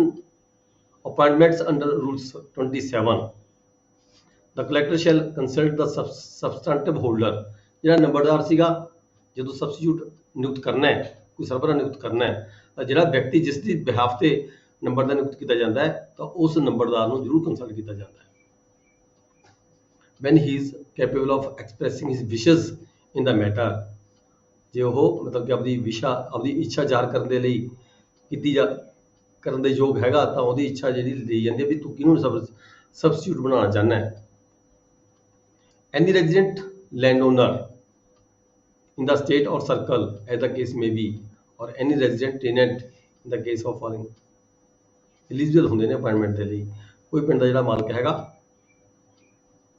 ਉਹਨੂੰ ਸਬਸਟੀਟਿਊਟ ਨੰਬਰਦਾਰ ਬਣਾਇਆ ਜਾ ਸਕਦਾ ਹੈ। In judging the fitness of the person to be appointed as a substitute under these rules, regard shall be had to the property which he will inherit. ਇਹ ਦੇਖਿਆ ਜਾਏਗਾ ਵੀ ਇਹ ਜਿਹੜੀ ਪ੍ਰਾਪਰਟੀ ਹੈ ਜਿਹੜੀ ਵਿਰਾਸਤ ਵਿੱਚ ਉਹਨੂੰ ਆਣੀ ਹੈਗੀ ਹੈ ਉਹ ਕਿੰਨੀ ਕੁ ਆਣੀ ਹੈ, ਇਹ ਵੀ ਇੱਕ ਪੁਆਇੰਟ ਦੇਖਿਆ ਜਾਏਗਾ ਵੀ ਜਦੋਂ ਨੰਬਰਦਾਰ ਦੀ ਡੈਥ ਹੋ ਜਾਂਦੀ ਹੈ ਕਿਸੇ ਦੀ ਜਾਂ ਕੋਈ ਵਿਅਕਤੀ ਦੀ ਕਿਸੇ ਦੀ ਡੈਥ ਹੁੰਦੀ ਹੈ ਤਾਂ ਉਹਨੂੰ ਕੀ ਇਸ ਨੂੰ ਕੋਈ ਇਨਹੈਰੀਟੈਂਸ ਦੇ ਵਿੱਚ ਕੋਈ ਪ੍ਰਾਪਰਟੀ ਮਿਲਣ ਵਾਲੀ ਹੈਗੀ ਹੈ, ਕਿੰਨੀ ਮਿਲਣ ਵਾਲੀ ਹੈਗੀ ਹੈ, ਇਹ ਇੱਕ ਪੁਆਇੰਟ ਹੈਗਾ ਦੇਖਣ ਵਾਲਾ ਹੁੰਦਾ ਹੈ ਜਦੋਂ ਉਸਨੂੰ ਨੰਬਰਦਾਰ ਨਿਯੁਕਤ ਕਰਨਾ ਹੈ। ਫਿਰ ਉਹਦੀ ਰਿਮੂਵਲ ਦੀ ਗੱਲ ਕੀਤੀ ਗਈ ਹੈ। ਇਹ substitute may be removed at any time by the collector either on his own motion, ਜਾਂ ਨੰਬਰਦਾਰ ਨੂੰ ਜਿਹੜਾ ਸਬਸਟੀਟਿਊਟ ਨੂੰ ਕਲੈਕਟਰ ਆਪ ਰਿਮੂਵ ਕਰ ਸਕਦਾ ਹੈ, ਜਾਂ ਜਿਹੜਾ ਪਰਸਨ ਨੇ ਜਿਹਦੀ ਰਿਕੁਐਸਟ ਦੇ ਉੱਪਰ ਜਿਹੜਾ ਸਰਬਰਾ ਨੰਬਰਦਾਰ ਬਣਾਇਆ ਗਿਆ ਸੀਗਾ, ਠੀਕ ਹੈ, ਜਿਹਦੇ ਬਿਹਾਫ ਤੇ ਸਰਬਰਾ ਨੰਬਰਦਾਰ ਬਣਾਇਆ ਗਿਆ ਸੀ, ਜੋ ਰਿਕੁਐਸਟ ਕਰੇ ਕਲੈਕਟਰ ਕੋਲ ਆ ਕੇ ਵੀ ਇਸ ਨੰਬਰਦਾਰ ਨੂੰ ਹਟਾ ਦਿਓ, ਇਹ ਪ੍ਰੋਪਰ ਤਰੀਕੇ ਨਾਲ ਕੰਮ ਕਰਨ ਦੇ ਯੋਗ ਨਹੀਂ ਹੈਗਾ, ਰੀਜ਼ਨ ਮੇ ਵੀ ਕੋਈ ਵੀ ਹੋ ਸਕਦਾ ਹੈ, ਤਾਂ ਉਸ ਨੂੰ ਜਿਹੜਾ ਹੈਗਾ ਨੰਬਰਦਾਰ ਨੂੰ ਕਲੈਕਟਰ ਵੱਲੋਂ ਰਿਮੂਵ ਕੀਤਾ ਜਾ ਸਕਦਾ ਹੈ। ਰਿਮਿਨਰੇਸ਼ਨ ਆਫ ਦਾ ਸਬਸਟੀਟਿਊਟ, ਉਹਦਾ ਰਿਮਿਨਰੇਸ਼ਨ ਕੀ ਹੋਏਗਾ? ਦੇਖੋ ਕਲੈਕਟਰ ਨੇ ਜਦੋਂ ਆਰਡਰ ਕਰਨਾ ਹੈ, ਕਲੈਕਟਰ ਨੇ ਆਰਡਰ ਦੇ ਵਿੱਚ ਸਪੈਸੀਫਾਈ ਕੀਤਾ ਜਾਂਦਾ ਆਰਡਰ ਵੱਲੋਂ, ਆਰਡਰ ਦੇ ਵਿੱਚ ਵੀ ਜਿਹੜਾ ਇਹ ਲੈਂਡ ਦੀ ਜਿਹੜੀ ਰਿਕਵਰੀ ਕਰੇਗਾ ਉਹਦੇ ਵਿੱਚ ਜਿਹੜਾ 75 ਇਹਨੂੰ ਮਿਲਣਾ ਹੈ, 5% ਜਾਂ 10% ਮਿਲਣਾ ਹੈਗਾ, ਉਹਦੇ ਵਿੱਚੋਂ ਕਿੰਨਾ ਸ਼ੇਅਰ ਜਿਹੜਾ ਮੇਨ ਨੰਬਰਦਾਰ ਹੈਗਾ ਉਹਨੂੰ ਮਿਲੇਗਾ ਤੇ ਕਿੰਨਾ ਸ਼ੇਅਰ ਜਿਹੜਾ ਇਹ ਸਰਬਰਾ ਨੰਬਰਦਾਰ ਹੈ ਉਹਨੂੰ ਮਿਲੇਗਾ, ਜਾਂ ਸਾਰਾ ਦਾ ਸਾਰਾ ਇਨ ਦਾ absence of any such order. ਜੇ ਕੋਈ ਆਰਡਰ ਦੇ ਵਿੱਚ ਨਹੀਂ ਸਪੈਸੀਫਾਈ ਕੀਤਾ ਗਿਆ, ਇਨ ਦਾ absence of any such order a substitute is entitled to the whole remuneration of the office. ਜੇ ਆਰਡਰ ਵਿੱਚ ਸਪੈਸੀਫਾਈ ਨਹੀਂ ਕੀਤਾ ਗਿਆ ਤਾਂ ਸਾਰਾ ਦਾ ਸਾਰਾ ਜਿਹੜਾ ਮਾਨ ਭੱਤਾ ਹੈਗਾ ਉਹ ਸਰਬਰਾ ਨੰਬਰਦਾਰ ਨੂੰ ਦਿੱਤਾ ਜਾਂਦਾ ਹੈ।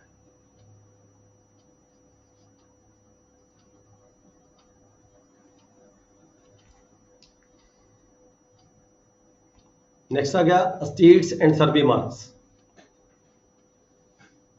ਅਗਲਾ ਹੈਡ ਹੈਗਾ ਸਾਡਾ ਰੂਲਾਂ ਦੇ ਵਿੱਚ estates and survey marks. Rule number 31, demarcated areas of the forest land etc owned by the government to be considered estates। ਸਰਕਾਰ ਦਾ ਕੋਈ ਲੈਂਡ ਪਈ ਹੈਗੀ ਹੈ, ਫੋਰੈਸਟ ਦੀ ਕੋਈ ਲੈਂਡ ਪਈ ਹੈਗੀ ਹੈ, ਉਹਦੇ ਵਿੱਚ ਜਿਹੜੀ ਰੈਵਨਿਊ ਸਟੇਟ ਜਿਵੇਂ ਅਸੀਂ ਕਹਿੰਦੇ ਜੰਗਲਾਤ ਦੀ ਜਮ੍ਹਾਂ ਹੁੰਦੀਆਂ ਅਲੱਗ-ਅਲੱਗ ਬਣਦੀਆਂ ਹੈਗੀਆਂ ਨੇ, ਠੀਕ ਹੈ, ਉਹਨੂੰ ਰੈਵਨਿਊ ਸਟੇਟ ਕਹਿ ਦਿੰਦੇ ਹਾਂ, ਬੇਸ਼ੱਕ ਉਹ ਉੱਥੇ ਕੋਈ ਆਬਾਦੀ ਹੋਵੇ ਚਾਹੇ ਨਾ ਹੋਵੇ। Declare to be the states within the meaning of the Punjab land revenue act, ਅਸੀਂ ਪਹਿਲਾਂ ਐਕਟ ਵਿੱਚ ਪੜ੍ਹ ਕੇ ਗਏ ਹਾਂ, ਠੀਕ ਹੈ। ਕਿਸੇ ਪਿੰਡ ਦੇ ਵਿੱਚ ਫੋਰੈਸਟ ਲੈਂਡ ਜਿਹੜੀ ਹੈਗੀ ਆ, ਫੋਰੈਸਟ ਲੈਂਡ ਨੂੰ ਵੀ ਅਸੀਂ ਇੱਕ ਰੈਵਨਿਊ ਸਟੇਟ ਡਿਕਲੇਅਰ ਕੀਤੀ ਜਾ ਸਕਦੀ ਹੈ। ਯਾਨੀ ਕਿ ਫਰੈਸ਼ ਦੀ ਕੋਈ ਵੱਖਰੀ ਜਮ੍ਹਾਂਬੰਦੀ ਆਮ ਤੌਰ ਤੇ ਆਪਣੇ ਪੰਜਾਬ ਦੇ ਵਿੱਚ ਹੈਗਾ ਹੀ ਇੱਦਾਂ, ਫਰੈਸ਼ ਦੀਆਂ ਜਿਹੜੀਆਂ ਵੱਖਰੀਆਂ ਵੱਖਰੀਆਂ ਜਮ੍ਹਾਂਬੰਦੀਆਂ ਬਣੀਆਂ ਹੁੰਦੀਆਂ ਨੇ, ਰੈਵਨਿਊ ਸਟੇਟ ਵੱਖਰੀ ਹੁੰਦੀ ਹੈ, ਵੱਖਰਾ ਉਹਦਾ ਜਿਹੜਾ ਹੈਗਾ ਰਿਕਾਰਡ ਸਾਰਾ ਹੁੰਦਾ ਹੈ। ਰੂਲ ਨੰਬਰ 32 'ਚ ਕੀ ਕਿਹਾ ਗਿਆ? Marks to be erected at angles on the boundary of the state. ਜਦੋਂ ਦੋ ਪਿੰਡਾਂ ਦੀ ਜਿਹੜੀ ਬਾਉਂਡਰੀ ਹੁੰਦੀ ਹੈ, ਦੋ ਪਿੰਡਾਂ ਦੀ ਬਾਉਂਡਰੀ ਦੇ ਵਿਚਕਾਰ ਜਿਹੜੀ ਬਾਉਂਡਰੀ ਲਾਈਨ ਹੁੰਦੀ ਹੈ ਦੋ ਪਿੰਡਾਂ ਦੀ, ਉਹਦੇ ਜਿੱਥੇ ਵੀ ਕਿਤੇ ਐਂਗਲ ਬਣਦਾ ਹੈਗਾ, ਜਿੱਥੇ ਵੀ ਐਂਗਲ ਬਣਦਾ, ਚਾਹੇ ਉਹ 15 ਡਿਗਰੀ ਦਾ ਐਂਗਲ ਹੋਵੇ, ਚਾਹੇ 30 ਡਿਗਰੀ ਦਾ ਐਂਗਲ ਹੋਵੇ, ਚਾਹੇ ਘੱਟ ਵੱਧ ਐਂਗਲ ਹੋਵੇ, ਜਿੱਥੇ ਵੀ ਕਿਤੇ ਐਂਗਲ ਬਣਦਾ ਉਸ ਪੁਆਇੰਟ ਦੇ ਉੱਪਰ ਜਿਹੜਾ ਹੈਗਾ ਇੱਕ ਬੁਰਜੀ ਲਗਾਈ ਜਾਂਦੀ ਹੈ। And at such other places on the boundary lines as may be necessary, ਜਿੱਥੇ ਵੀ ਕਿਤੇ ਲੱਗਦੇ ਹੋਵੇ, ਇੱਥੇ ਲਗਾਉਣੀ ਜ਼ਰੂਰੀ ਹੈ, ਉੱਥੇ ਵੀ ਬਾਉਂਡਰੀ ਲਗਾ ਦਿੱਤੀ ਜਾਂਦੀ ਹੈ। ਆਮ ਤੌਰ ਤੇ ਜਿਹੜੇ ਇਹ ਹੈਗੇ ਇਹ ਐਂਗਲਾਂ ਤੇ ਲਗਾਈ ਜਾਂਦੀ ਹੈ ਬੁਰਜੀ। Pillars of the mud stone shall be erected not less than 3 feet in height। ਜਿਹੜੀ ਬੁਰਜੀ ਹੁੰਦੀ ਹੈ ਆਮ ਤੌਰ ਤੇ ਜਿਹਦੀ ਚੜਾਈ ਹੁੰਦੀ ਹੈ 6 ਇੰਚ ਬਾਈ 6 ਇੰਚ ਦੀ ਹੁੰਦੀ ਹੈ, ਜਾਂ 8 ਦੀ ਹੁੰਦੀ ਹੈ, ਤੇ 3 ਫੁੱਟ ਦੇ ਕਰੀਬ ਇਹ ਲੰਬਾ ਹੁੰਦਾ ਜਿਹੜਾ ਪੱਥਰ ਹੁੰਦਾ ਹੈ, ਠੀਕ ਹੈ। ਉਹ ਐਂਗਲਾਂ ਤੇ ਲਗਾਇਆ ਜਾਂਦਾ ਹੈ, ਦੋ ਪਿੰਡਾਂ ਦੀਆਂ ਬਾਉਂਡਰੀਆਂ ਜਿਹੜੀਆਂ ਆਪਸ ਦੇ ਵਿੱਚ ਮਿਲਦੀਆਂ ਨੇ। ਰੂਲ 33 ਜੀ ਟ੍ਰਾਂਜੈਕਸ਼ਨ ਪਿਲਰ, ਜਿਹਨੂੰ ਆਪਾਂ ਸਿਹਦਾ ਵੀ ਕਹਿ ਦਿੰਦੇ ਹਾਂ, ਧੋਖਾ ਠੱਡਾ ਵੀ ਕਹਿ ਦਿੰਦੇ ਹਾਂ ਪੰਜਾਬੀ ਦੇ ਵਿੱਚ, ਤੇ ਟ੍ਰਾਂਜੈਕਸ਼ਨ ਪਿਲਰ ਵੀ ਕਹਿ ਦਿੰਦੇ ਹਾਂ। ਇਹ ਦੋ ਤਿੰਨ ਤਰੀਕੇ ਦੇ ਹੁੰਦੇ ਨੇ, ਠੀਕ ਹੈ। ਸਿੰਗਲ ਸਟੋਨ ਦਾ ਵੀ ਹੋ ਸਕਦਾ ਹੈ, ਤੇ ਇੱਟਾਂ ਦਾ ਚਿਣ ਕੇ ਵੀ ਬਣਾਇਆ ਜਾ ਸਕਦਾ ਹੈ। At every point where the boundaries of the more than 2 states meet, ਇੱਥੇ ਦੋ ਤੋਂ ਵੱਧ ਪਿੰਡਾਂ ਦੀਆਂ ਜਿਹੜੀਆਂ ਬਾਉਂਡਰੀਆਂ ਮਿਲਦੀਆਂ ਨੇ, ਜਿਵੇਂ ਕਿ 3 ਪਿੰਡਾਂ ਦੀਆਂ ਬਾਉਂਡਰੀ ਇੱਥੇ ਮਿਲਦੀਆਂ ਨੇ, ਉੱਥੇ ਜਿਹੜਾ ਟ੍ਰਾਂਜੈਕਸ਼ਨ ਪਿਲਰ ਲਗਾਇਆ ਜਾਂਦਾ ਹੈਗਾ। ਚਿਨਾਈ ਕਰਕੇ ਵੀ ਲਗਾਇਆ ਜਾ ਸਕਦਾ ਹੈ। ਇਹਦਾ ਮਟੀਰੀਅਲ ਕੀ ਹੋ ਸਕਦਾ ਹੈ? ਸਿੰਗਲ ਬਲੌਕ ਵੀ ਹੋ ਸਕਦਾ ਹੈ, ਬੰਡ ਪੱਕੀ ਹੋਈਆਂ ਇੱਟਾਂ ਦਾ ਵੀ ਬਣਾਇਆ ਜਾ ਸਕਦਾ ਹੈ, ਤੇ ਸੀਮੈਂਟ ਦਾ ਪਲਾਸਟਰ ਕਰਕੇ ਉੱਪਰੋਂ ਇਹਦੇ ਉੱਪਰ ਸੀਮੈਂਟ ਦਾ ਪਲਾਸਟਰ ਕੀਤਾ ਜਾ ਸਕਦਾ ਹੈ। If A stone block in length and breadth, ਇਹਦੀ ਜਿਹੜੀ ਲੰਬਾਈ ਚੜਾਈ ਹੁੰਦੀ ਹੈ